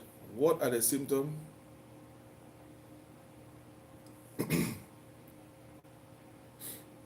Okay, you want weight loss, increased appetite. Weight loss, increased appetite. Rapid or irregular heartbeat. Number 2, rapid or regular heartbeat. Number 2, all right? Feeling nervous or irritable. Now, let me just explain on that weight loss. Let me just explain on that weight loss. If you have overreactive thyroid, you're going to lose a lot of weight. When I say excessive weight loss, I've gone through it. Okay, you're going to feel, skeleton is even going to be better than you. And then increase your appetite. You're going to be eating because you're going to be eating all the time. Because you see yourself losing weight. I say, is it because I'm not eating? So you're going to be eating a lot of food to see if you're going to regain your weight. But no. Anything you eat goes out until it corrects those thyroid issue. So you're going to lose a lot of weight and then increase your appetite. Then the second one is the rapid or irregular heartbeat. These first two symptoms is common when it goes to advanced stage. Irregular heartbeat, you're going to feel your heart pounding. You're going to feel your heart pounding. Okay? So those irregular heartbeat is there. Then comes to the nervous breakdown or irritable. This is what got to me when I was dealing with my own, that nervous system breakdown got to me so personal. I took it so personal. I compare my pictures and I compare my present condition. So that nervousness, you're going to go through that nervous breakdown. Sometimes I cry, I ask myself question, why me? Why this? I'm trying to figure out where have I gone wrong. Okay, so that nervous breakdown and the scary of that start popping into your head. Start asking your questions, start making plans, start looking around. It's a lot of things were going through my brain that time. Sometimes I look as if, so this is the final, it's like death is going to come the next minute. So I want to take a look. Sometimes I walk around the whole my house to see everything because I don't know when death is going to come. So I just want to make sure I see everything. Sometimes I start touching things.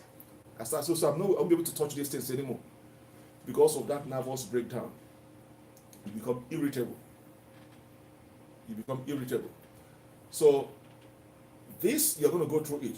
And please, when you're going through it, just know it is well. You are fine. The most important thing, do not overdo it. Sometimes I just go and see my doctor, all of a sudden he tell me, listen, calm down, you're going to be okay. Because I want questions answered. Okay? So that nervous breakdown and irritable is going to come in there. That's why if you have a partner that understands you very well, you need a total support. If you have a partner, a wife, or a husband that knows what they're going through, at that particular nervous breakdown, if you have a partner, a wife, or husband who knows what you're going, you need that support. You need that support to say, talk to you to say it is well. But if you're alone, like in my situation, I don't have anybody, I was alone. When I come home, I'm alone. I lock up the door, I cry. Because when I went to go and take my shower, you could feel I'm a skeleton. Skeleton. I sit in the shower, I cry. I say, God, why? Why? I start initiating what I'm supposed to do in the next 2 years. And I start taking stock of what I've done. What have I achieved? I start having some regret. Oh, if I had known, I would have done this.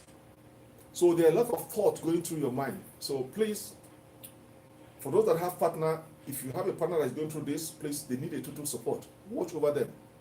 Because they become irritable. They need that total support. That is not the time to add to what they are going through. It's like somebody going through cancer, what they need is total support. Leave everything behind. They need your calm touch.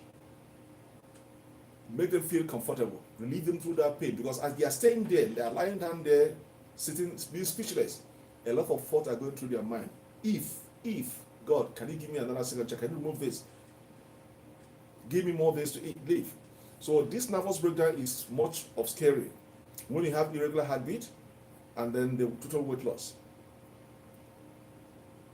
So you need a support system.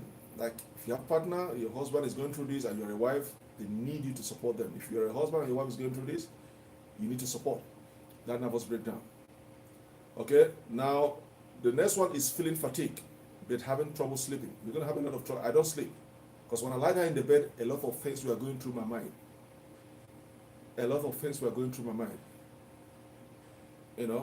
So you're going to have trouble sleeping. Now, hand tremors. I've told you guys about the hand tremors. Hand tremors is one of the technologies used to analyze if this is cancerous. But I was trying to remember that name. Parkinson's disease, yes. Those that have Parkinson's disease is a different thing entirely. So because Parkinson's, you see them most of the time, they have tremors, shaking. Those ones are different.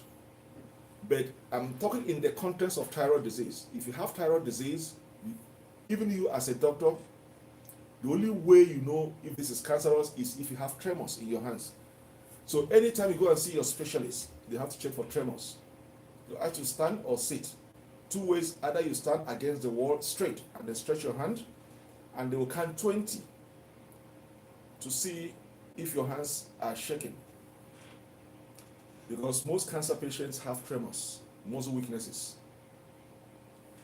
So before your biopsy test comes back, they use tremors to analyze if this is cancerous. Or when you sit down, they check all those things, and they also check of touch, sensitivity of temperature. So they use a tonsil, there's something we call tonsils, to hit on your toe to see if you can have any feeling in your nail cap here.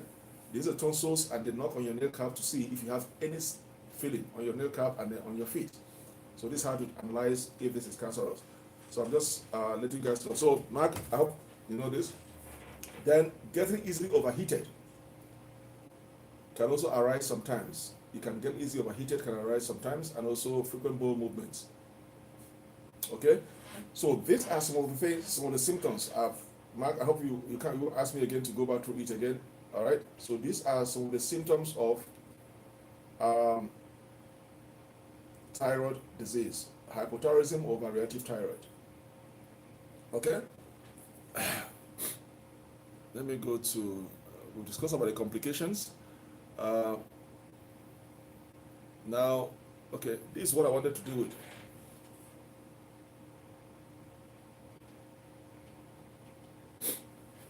So this question says, what is the cause of hypothyroidism or overreactive thyroid? What is the cause? Sorry, I have to, let me do some tea. This tea is finished. The water, I'll be right back. Just give me 2 minutes or 3 minutes. Let me do some tea. Okay, I'll be right back.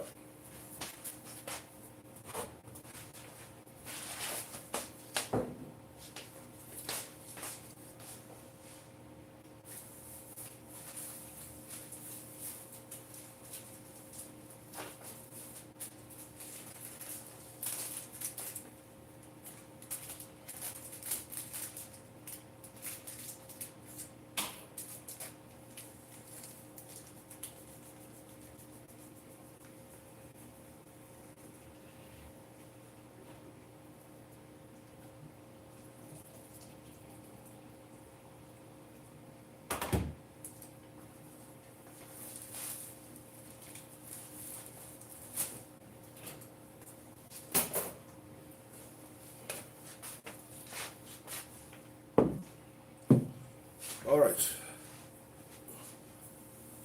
All right. Okay, so let's look at um, what causes hypothyroidism. Okay, what causes hypothyroidism or overreactive thyroid? What did I say about thyroid? Thyroid is a two butterfly gland. It's located in the front of your neck. One is on the right and one is on your neck. Now, what you have to understand, every human being need, you can, they took, what I have now is 1.5 thyroid, because they remove half of the thyroid. Now, before you go on the surgery, it depend how big the thyroid swell is. So mine was about 3 point something centimeter, not the total butterfly. So they have to cut half of it out. So what I have now is 1.5 thyroid. Now, you can live with 1 thyroid. You can live with 1.5 thyroid. But if the 2 thyroid is affected and they remove the 2 thyroid, you cannot live with that, because this thyroid gland, you need it to function daily. So if they remove the 2 thyroid, if the 2 thyroid is affected and they remove the 2 thyroid, then there is a pill you have to drink every day for the rest of your life. Because thyroid produces a lot of different hormones that our system needs. So if they remove the 2 thyroid, it means you have to depend, every morning you have to take 1 pill for the rest of your life. There are some people, because of the scares, they are scared of getting cancer and they have a grave disease. They say, doctor, you know what, remove it. Even if one is okay, they just want to remove the 2 of them so they know that nothing like cancerous, scared of cancer. So they remove the 2 of them and they prefer to be taking that pill every day. So you can survive with 1 thyroid gland. In case if they remove 1, you can do with 1. But when the 2 of them are removed, you have to depend on 1 pill for the rest of your life, because you need to produce those hormones. So those tablets you are taking is going to mimic those hormones that the body needs. So what causes hypothyroidism? What causes hypothyroidism? All right. Now, there's a variety of conditions that can cause you to have hypothyroidism, from Graves that leads to hypothyroidism. Now, Graves' disease is an autoimmune disorder. Okay? Graves' disease is an autoimmune disorder. We have 5 clusters that make up the metabolic syndromes. Now, Graves' disease is not a metabolic syndrome, rather it's an autoimmune disease. Okay?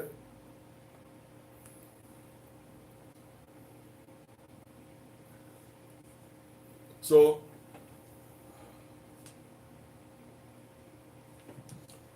Graves' disease is an autoimmune disease. Now, what is an autoimmune disease? People hear about, autoimmune. What is an autoimmune disease? Do you know the same thing that happened in your diabetes, in your blood sugar levels? Now, autoimmune disease, why does your beta cells all of a sudden stop functioning? It's either producing too much hormone, and then your body doesn't know how to use those hormones to regulate the glucose level in your bloodstreams, or it's producing less hormone that is not enough to regulate the glucose level in your bloodstream. What happened? Why all of a sudden your pancreas malfunction, it's not functioning? Autoimmune disease. Autoimmune disease is an immune system, is a disease, is a condition whereby your immune system, for instance, let me use this my 2 hands as an immune system. Let me use this my hands as an immune system. This is one immune system, this is a different immune system, this is a different immune system. Now, this immune system mistakenly attack this one, unknowingly mistakenly attack this one and cause a damage. And then this immune system now malfunction, it's no more functioning the way it's supposed to function. That is what is called autoimmune disease. It's a condition in which your immune system mistakenly damages the healthy cells of another body. Okay? So, mistakenly damages the healthy cells of another body, and then all of a sudden that cells malfunction. So, that includes rheumatoid arthritis, Crohn's disease, or some thyroid conditions. So that's why they call them autoimmune disease. So one system mistakenly attack the cells of another body and cause damages. And that cells now malfunction, it's not doing what it's supposed to do. All right, so that is what we refer to as autoimmune disease. So, thyroid disease. Another question again. So, Graves' disease is an autoimmune disorder, okay, which is the common cause of overreactive thyroid or hypothyroidism. So, Graves' disease is the common cause as for hypothyroidism. And if you listen to what I was saying earlier on, that diabetes cannot cause you directly to have hypothyroidism. Yes, it cannot cause you to have hypothyroidism. Rather, overreactive thyroid or thyroid disease can lead you to have type 2 diabetes. Now, the only way diabetes can cause you indirectly, not directly, for you to have hypothyroidism is to cause you to have autoimmune disease, which is this Graves' disease. So it's going through the back door. Since I cannot directly cause you to have hypothyroidism, I'm going to go through the back door and achieve my aim. So the only way diabetes can lead you to have hypothyroidism is to develop overreactive system in your body, whereby your autoimmune disease will not mistakenly attack another body cells and they cause you to have that Graves' disease. Because Graves' disease leads you to have what is called hypothyroidism of overreactive thyroid. Not Hashimoto disease. Sometimes in the early centuries we refer to them as Hashimoto disease. Now they call it Graves' disease. All of a sudden it becomes thyroid disease. So the only way diabetes can indirectly cause you to have hypothyroidism is to develop overreactive system whereby your autoimmune disease start that leads you to have Graves' disease, and through that Graves' disease you develop hypothyroidism. It's only hypothyroidism or thyroid disease can lead you directly to have type 2 diabetes. Okay? So Graves' disease is the common cause of what? Hypothyroidism. Now, in Graves' disease, your immune systems attack your thyroid gland. You see it? Your immune system, why you have a thyroid issue, is that your immune system attack your thyroid gland with antibodies. Okay, resulting in the release of too much hormone. That is why it is called an autoimmune disease. Whereby one autoimmune system mistakenly damages the cells of another body in order for it to malfunction, and then you start seeing the way to do it. So, Graves' disease is the direct cause of why you have hypothyroidism of overreactive thyroid, whereby the immune system attacks the thyroid gland and then causes that thyroid gland with antibodies to produce too much hormone. That is what we call overreactive thyroid or hypothyroidism. Underreactive thyroid is different, it's the opposite. Underreactive thyroid means your thyroid gland is producing less hormone, not enough to perform its function. But in this case, most people have overreactive thyroid or hypothyroidism. That is what I have, because now your system is producing too much hormone than what it requires. Okay?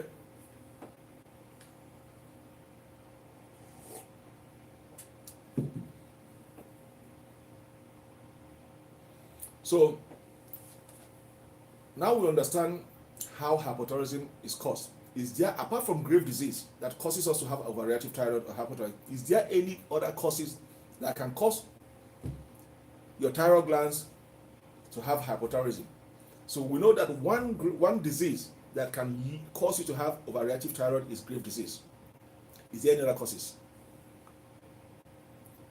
Is there any other causes? What's the time here? 9:30. I'm waiting for my daughter because we're taking a trip to the US. Possibly I'm going to be back today or tomorrow. We're going for a shopping. Girls, she wants her Christmas present born. I said, okay, let's go. As long as you have your ATM card, don't rely on my ATM card. You know what she did? I have been looking for one of my ATM cards. I don't know, she took that ATM card. She said, oh, Dad, I took it. Hey, girl, could you guys tell me, why are girls more attached to their father? Can someone tell me? All right, what she cannot do to the mom is doing to me. All right. So let's look at other causes of hypothyroidism apart from Graves' disease. We know that Graves' disease causes you to have hypothyroidism. Is there any other cause? Now, if you guys don't want to use hypothyroidism, use overreactive thyroid. They're all the same thing. It means your thyroid is producing too much hormone. Underreactive, it means it's producing less. Now, apart from grave disease that can cause you to have overreactive thyroid, iodine. Now, we know that why you develop goiter is because of deficiency in iodine. You have deficiency in iodine, that is why you develop goiter. It becomes that lump. That's, Now, excess iodine. Let me reverse a little back again. Take it once more. Why you develop goiter is because of deficiency in iodine. So that lump swell out of your neck, either on the right or on the left, because you have deficiency in iodine. That's why you have goiter. Now, in terms of grave disease, hypothyroidism. Hypothyroidism is you have excess iodine. Excess iodine can cause you to have overreactive thyroid. One test again, apart from the biopsy test, I think I went another test again in the hospital. That test, why I want to bring in that test now is to maybe you have somebody battling this disease, or in case if you come across it. Excess iodine can lead you to have overreactive thyroid or hypothyroidism. Now, before the final surgery, there's a test I went to the hospital where they're going to swing you upside. They're going to belt you. You're going to lie on the bed. They'll strap your hand, strap your both hands. It's like they want to execute you. They'll strap your hand, strap your neck, strap your chest, strap your both legs, that you can't move. Now, that computer is going to swing you upside down. It's going to turn your head. Your head is going to be down and your legs are going to be up. Now, and they're going to give you a cup like this. A cup with a straw in it. They're going to give you a cup with a straw in it, and then you're going to listen to a voice. A voice is going to tell you when to take a little bit of that liquid into your system. So you're going to follow the command voice. So when they swing upside down and tell me, take the liquid, then I'm going to draw the liquid and it's going to tell you stop. So that liquid is iodine they are pumping into your body to go throughout your body to know, are you deficiency in iodine or you have too much excess iodine in your system when you start having hypothyroidism. So excess iodine can lead you to have hypothyroidism. Now we have something called inflammation of the thyroid. Inflammation is called thyroiditis. Thyroiditis is when you have inflammation of the thyroid. Can also cause you to have overreactive thyroid. Okay? And then we have toxic adenoma. Toxic adenoma, okay, is a thyroid nodules. Okay? So it means you have tiny thyroid nodules in your system that can cause you to have overreactive thyroid. So when I'm still using the word overreactive, I'm still maintaining the same thing as hypothyroidism. So toxic thyroid nodules or toxic adenoma can cause you to have what? Overreactive thyroid. All right? Now, tumors of the ovaries or testicles or testes. Okay? Tumor of the ovaries or testes can also cause you to have what? Overreactive thyroid. So apart from grapes, these other things can also cause you to have overreactive thyroid. Now, treating a thyroid disease is one of the most complicated diseases you can treat because there are offshoot branches from thyroid disease. It's one among many autoimmune disease or disorder in terms of treatment because they have offshoots. You are treating this one, another one comes up. So that is why my own take 3 years to get resolved. Mine take 3 years to get resolved. I was on different medications, different tests. They rule this one out and wait because when they do one test and they rule it, and they have to wait for about another 6 months to see if another one is going to develop. Because these specialists, they know. These are specialists that throughout their life, what they studied in schools is thyroid disease. So they know, okay, let's start with this. They get rid of that one and see if this, okay, let's see if this one is going to develop. So they start knocking them out one by one. So that's sometimes every 6 months I have to go back and start going through a series of tests again. And they rule certain things out. Every 6 months I have to go back again to the specialist until finally they are all clear that it is not cancer, it is not this, this is what it is. And then they schedule me for surgery. So thyroid disease is a complicated issue in terms of autoimmune disorders because it has different offshoots. It has different offshoots. Okay, but if you are in a good hand, okay, you'll be okay. If you're in a good hand, you'll be okay. But please, if you have a loved one battling this condition, there's going to be frequent nervous breakdown. I went through 8 nervous breakdown. I don't know how many times I cried within myself. I locked my door, I cried. I said, what? In fact, I wanted to even curse God. I said, God, I don't think you existed. Why all this? I want to know what is dead. So now I ask I want to, does death tell you the time is going to come? So that I start preparing. So I know if I should go and eat the last food. Because my heart was beating so fast. I become nervous. You know? I become nervous. My daughter is calling. I'm going to test her. My daughter is calling now. I think she told me, hold on, I'm going to test her. Do I have another phone? I think I have another phone too. My daughter is calling me. All right, let me do something. Hold on. Wow. She's going to call back again. Hold on, I need to. Hold on.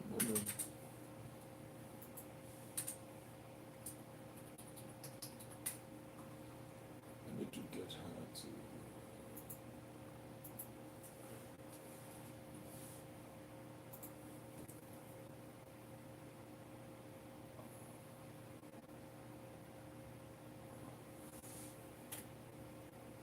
I need some questions on you guys.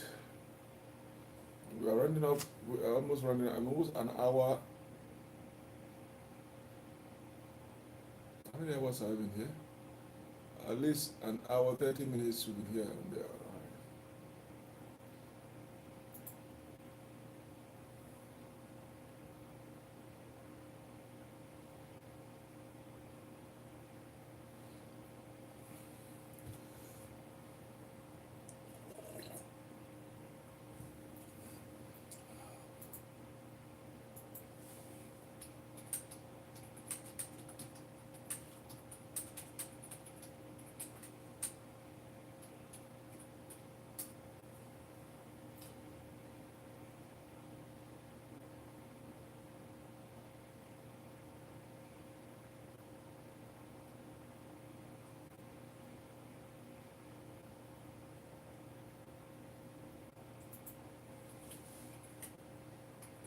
Sorry, I'm trying to send a text to my daughter. She's gonna be. She has my car. So I want her to start coming. She's gonna be the driver today, so I'm gonna just relax. Hold on. I need to send something.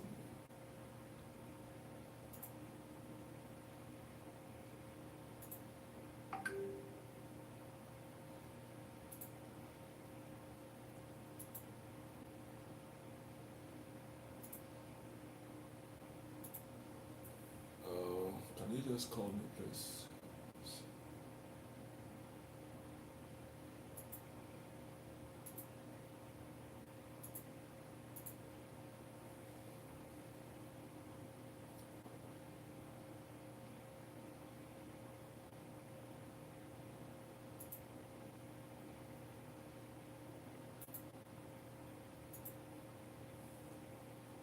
All right.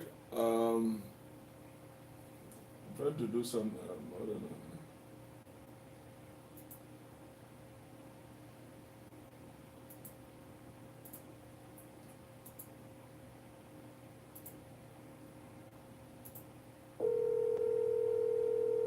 I'm calling my daughter. Hold on. First.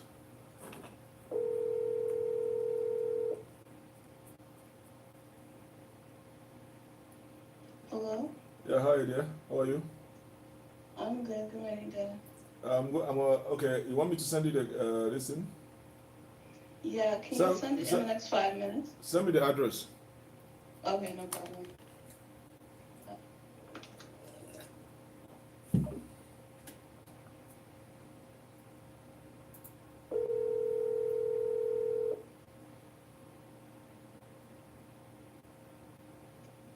Hello?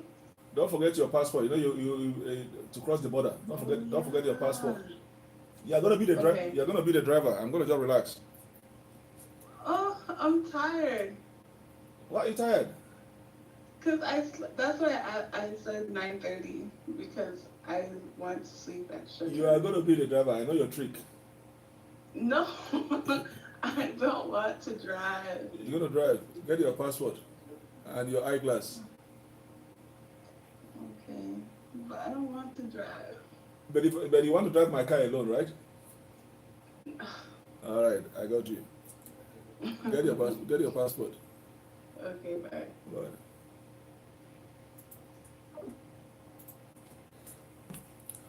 All right.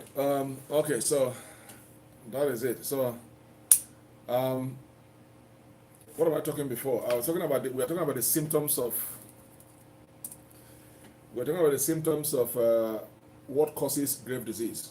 Yeah. So iodine, in terms of guyota, is iodine deficiency, and in terms of overreactive thyroid, it means you have excess iodine in your system. Okay. So that is it. So, but all in all, I'm going to try to be rounding up because I've been here for an hour and 30 minutes. I have three more questions here that I have not. Hold on, let me see. Oh wow, Sophis, you see it? I don't know. Sophisto, sorry. Sophisto, it says any thyroid specialist you know want to do the test. Sophisto, there's a question is asking me on Facebook. Yes, your doctor is going to send you if you are having a thyroid issue. Okay, T3, T4 is the test. Just tell your doctor I want to do T3, T4 to know your thyroid function. Now, your doctor is going to send it to a specialist. The specialist that deal with thyroid is called endocrinologists. Endocrinologists, they are endocrine doctors. They deal with diabetes, anything that has to do with autoimmune disease or metabolic symptoms. So they're going to send it to endocrinologists.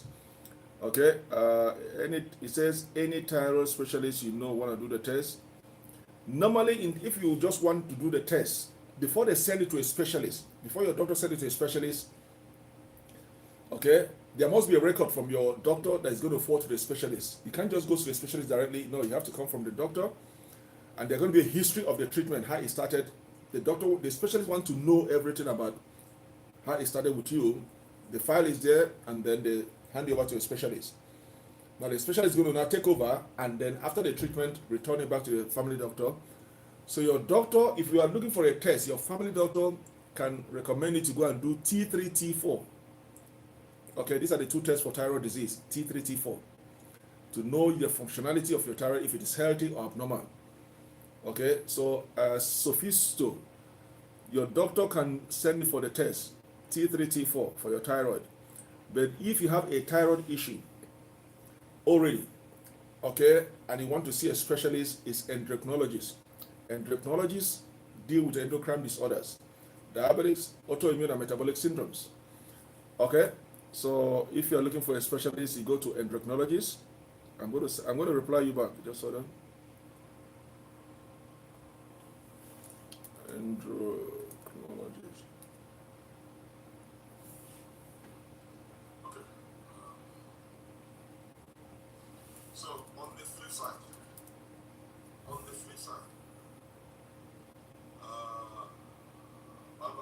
barbecue, how are you?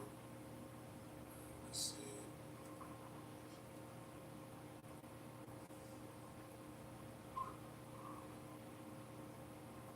So on the flip side, barbecue, how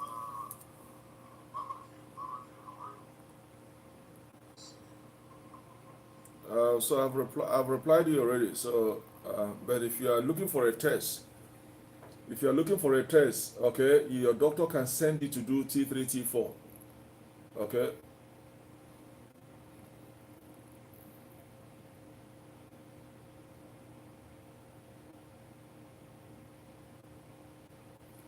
So endocrinologist, Chorizo, sorry about that. I don't know. Like I said, I didn't know what is going on here.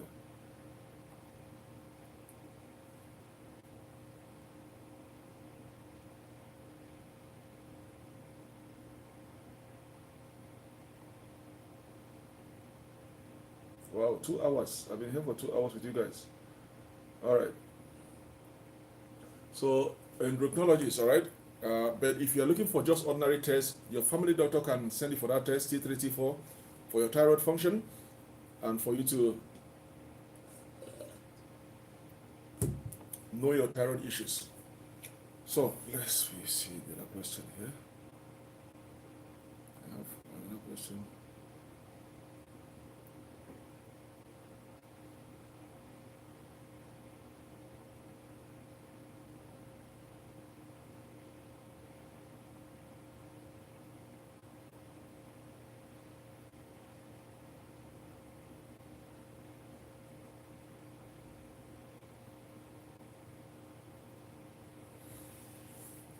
Okay. All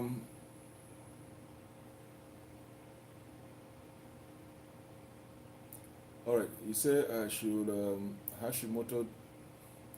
Now, okay. You see, thyroid.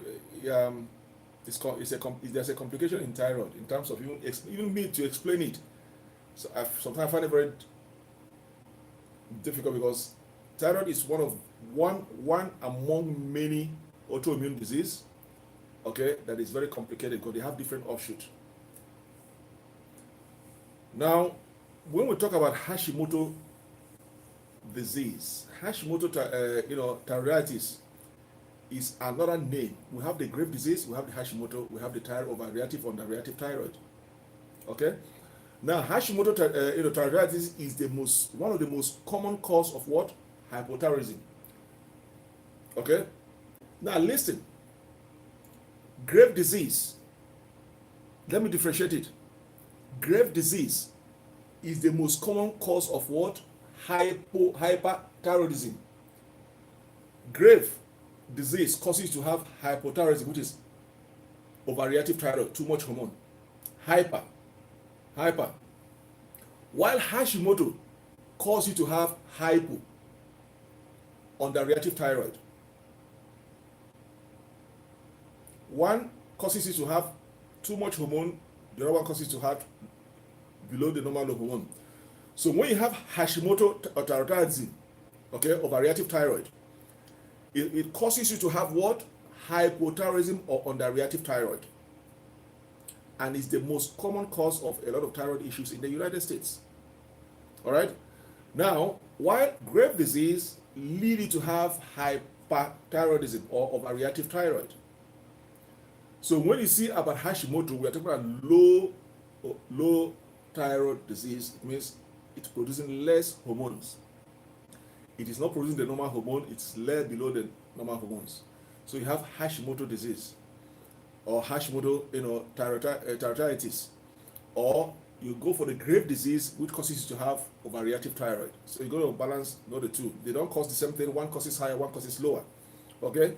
So when you have a low thyroid hormone, that could make you to have what? When you have low thyroid hormone, what happens? It's going to make you to crave for things that contain sugar and other foods. So one thing is that when you have Hashimoto disease or Hashimoto thyroiditis, it makes you to crave for more sugary foods because your thyroid hormones are low below the normal level. Okay? Now, when you have Graves' disease that leads you to have hypothyroidism, it means you have excess iodine in your system. Now, when you have Guyota lump on your neck, it means you have deficiency in iodine. All have to do with iodine presence in your body. So Hashimoto have to do with low thyroid and Graves' disease have to do with high thyroid. Okay? High thyroid, excess iodine, Guyota, deficiency in iodine, Hashimoto, low hormone in your system. Okay? Sorry, I'm just seeing that question now.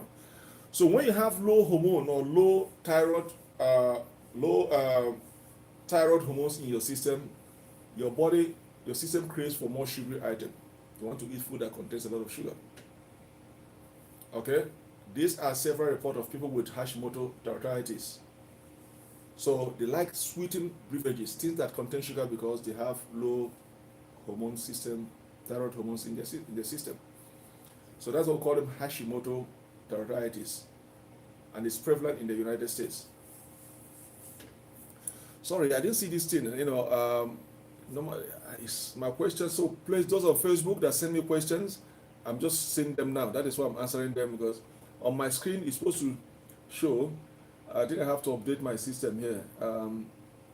Let's see. Let me go. Shamiso, I believe I've answered your question, right? Sorry about that. Chindu, you say you don't have any question? Okay, let me go to the other one.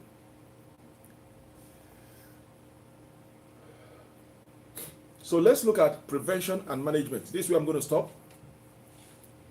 This is where, hold on, I want to make sure my data is ready before I know what I'm doing.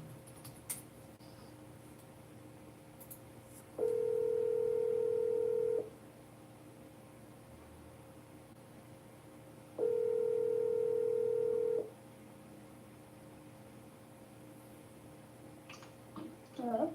Yeah, are you ready? Yeah, I'm ready.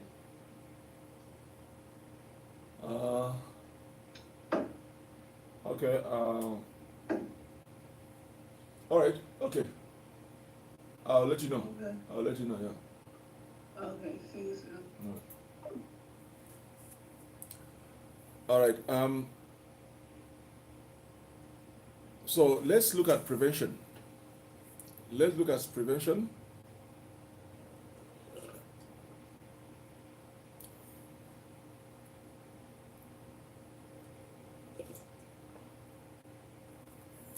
I'm going to stop at prevention.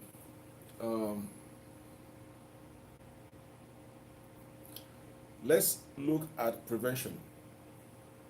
If you have been diagnosed with either thyroid disease or diabetes, achieving and maintaining your ideal weight is one of the best ways to prevent any other condition.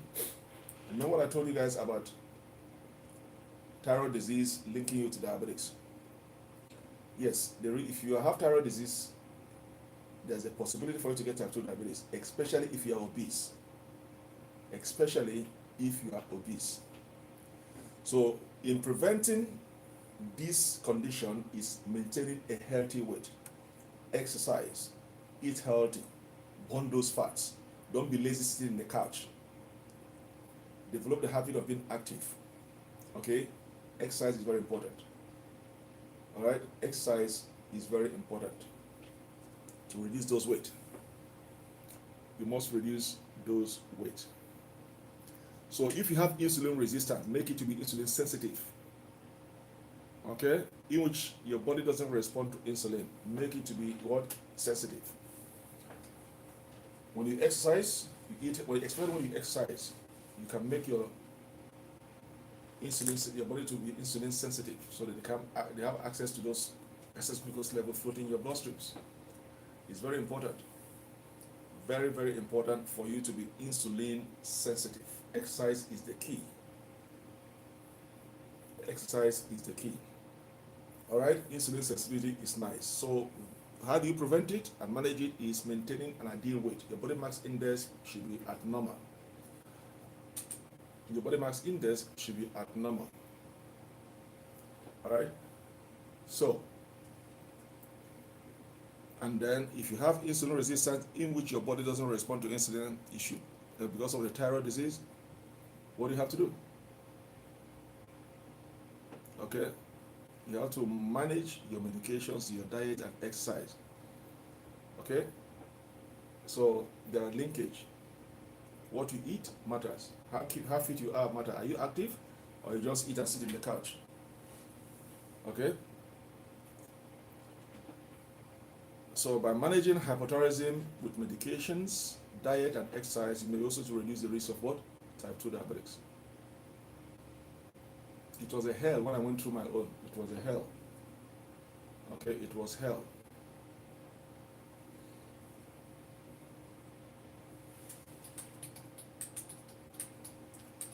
I don't know. I hope there's no snow. I hope there's no snow. I have to check. I don't want to go there. I don't want to be on the road and then get there and there's snow. Let me see. I hope there's no snow on the road.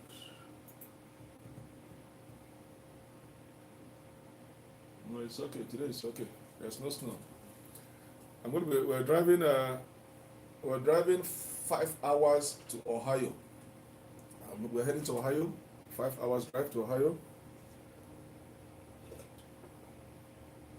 So I might do another video call. If she's going to drive, I might do another video call. But then I know my daughter is so tricky. She just wants to relax and I do the driving, but I'm going to force her to drive. And I can't be her driver. So if she drives, then I might do another video along the road in the car. If not, but so it's going to be 5 hours drive to Ohio. So possibly I might come back later tonight, midnight, or we sleep over and then come back tomorrow. Okay, so let's go and do some shopping for her. All right, so friends, I'm going to let you guys go leave here. I have to leave now. She's waiting for me. So diabetes and thyroid disease are closely linked. If you have hypothyroidism, your insulin levels can drop and your blood sugar can also rise. All right. Now, increasing the risk of diabetes, the fluctuation of your sugar levels can also increase your sugar levels. Now, if you have hypothyroidism, the opposite can occur and lead to both low blood sugar levels.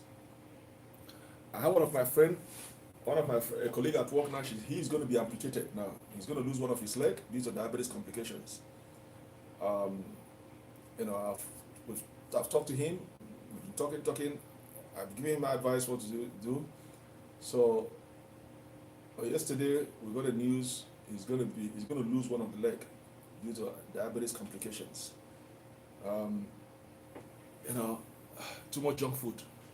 You're diabetics, and then you eat a lot of junk food.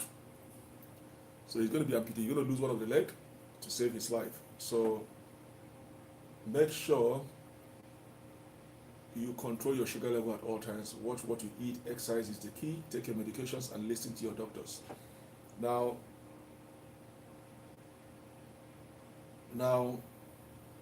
if you have hypothyroidism or overreactive thyroid, the opposite can occur and lead to both low blood sugar levels. That's where you start having hypoglycemia. So thyroid and diabetes and thyroid are closely linked. One comes through the back door and one causes directly. So if you have hypothyroidism, your insulin levels can drop and also your blood sugar can also rise. So there's an effect on the way your insulin is produced and work. Now on the flip side, okay, the autoimmune form of the disease can also increase the risk of what? Hashimoto disease, thyroiditis, which is when you have a low hormone levels in your system. So now what you have to understand, Graves' disease equal hypothyroidism, while Hashimoto disease equal low thyroid disease. So overreactive thyroid, underreactive thyroid. One is hyper, one is hypo. Okay, so when you have Hashimoto thyroid disease, it means you're producing less hormone. You're producing less T3, T4 hormone that your body needs. So when you have Graves' disease, it means it leads you to have hypothyroidism. It means the hormones of those T3, 4, and those T3 and those T4, you are producing too much. Now, when you're producing too much hormone, the system doesn't know how to use them, and it becomes life-threatening. That's when you have what is called thyroid storm. Okay, you don't want to go through that thyroid storm. So everything has to make sure. I always advise when you're doing your test, just pay that extra money and do your T3, T4 exam. Blood work to see the level of if your thyroid is functioning properly. All this, so I need to do T3, T4. Check your T3, check your thyroid, and check your potassium. Potassium. I'm going to make a video on potassium. People don't know the importance of potassium to their health. Potassium is a life-threatening. If you're having lack of it, you're playing with your life. So I'm going to do a special video on potassium. Check the level of your potassium. It's very important. Okay, check the level of your potassium. It's very important. People don't know how important potassium is, but it is very, very important. You check your potassium levels. All right. So everything that has a beginning has an end. I've been with you guys for 2 hours this morning. Please, if this is your first time coming across here, do not forget to join, subscribe to the page, okay, and then share the program, share this video to your friends. I wouldn't like to leave now. If not, we have to go. I would like to keep going. You know, yeah, there's a good response this morning. A lot of people are still watching, but I have to leave now. Meet my daughter, and then start heading. At least if we leave by, this is 10 o'clock. This is 10 a.m. here, so it's a 5 hours drive. So by 5 p.m. we should be in Ohio. All right, by 5 p.m. we should be in Ohio, and then do what we can do today, and then the possibility of me coming back today is going to be maybe I'm going to sleep over there and come back tomorrow.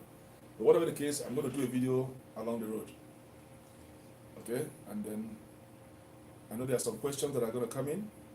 I'm going to pick up those questions and answer them in the car. If she's going to be the driver, I'm going to be the passenger. But now, girl, you can't trick me this time around. Last time we traveled, oh, you're tired. You know, I've been telling you we're going to travel, so why did you go and get tired and tell me you're going to drive today?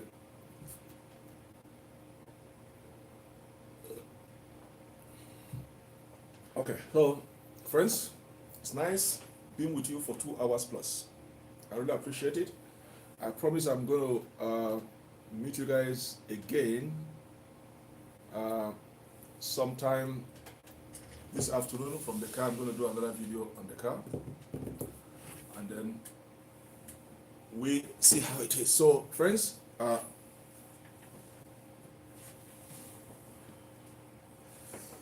it's nice being with you this morning, this afternoon, or evening, depending on your location. And I hope this little discussion, you learn one or two things from it. And hopefully, we are going to meet again sometime this afternoon. I'll see this afternoon if I can. I have 3 questions here that I have not answered. Let me see something here. I'm going to see.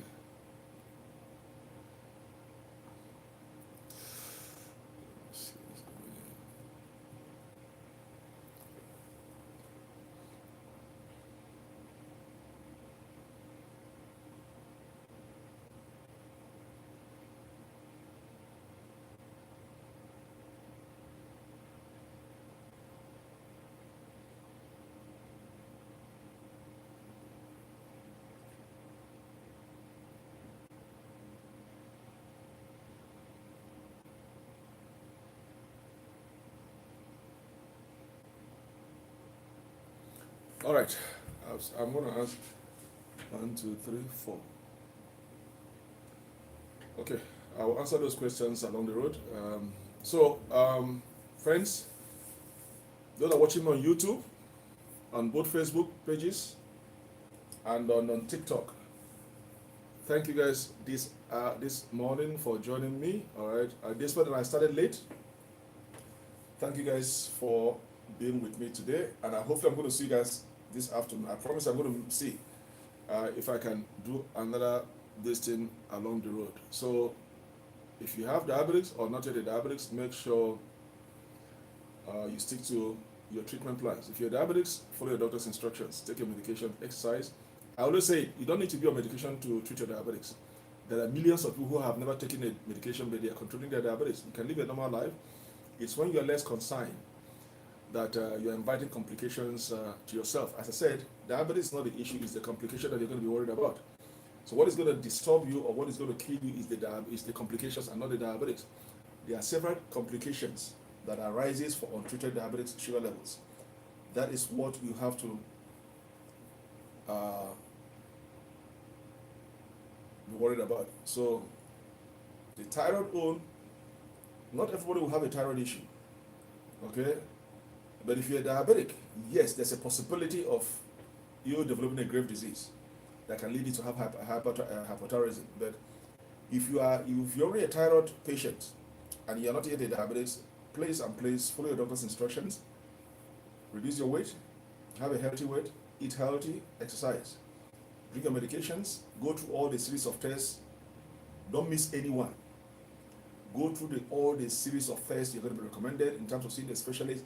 Don't miss anyone because you are battling with your life. You don't know how severe it is when it has got to the stage of you are seeing your heart pounding like a pounding, and then you start losing weight. Okay, that is so scary, and then you go into a nervous breakdown. So follow your doctor's instructions, and then you'll be okay.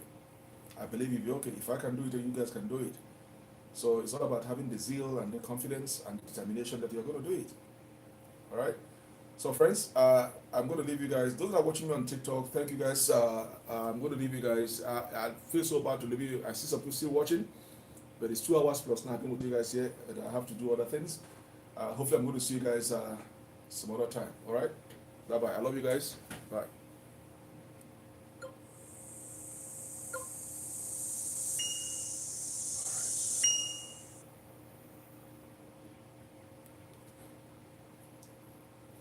I'm going to do this 2 hours, 30 minutes. All right.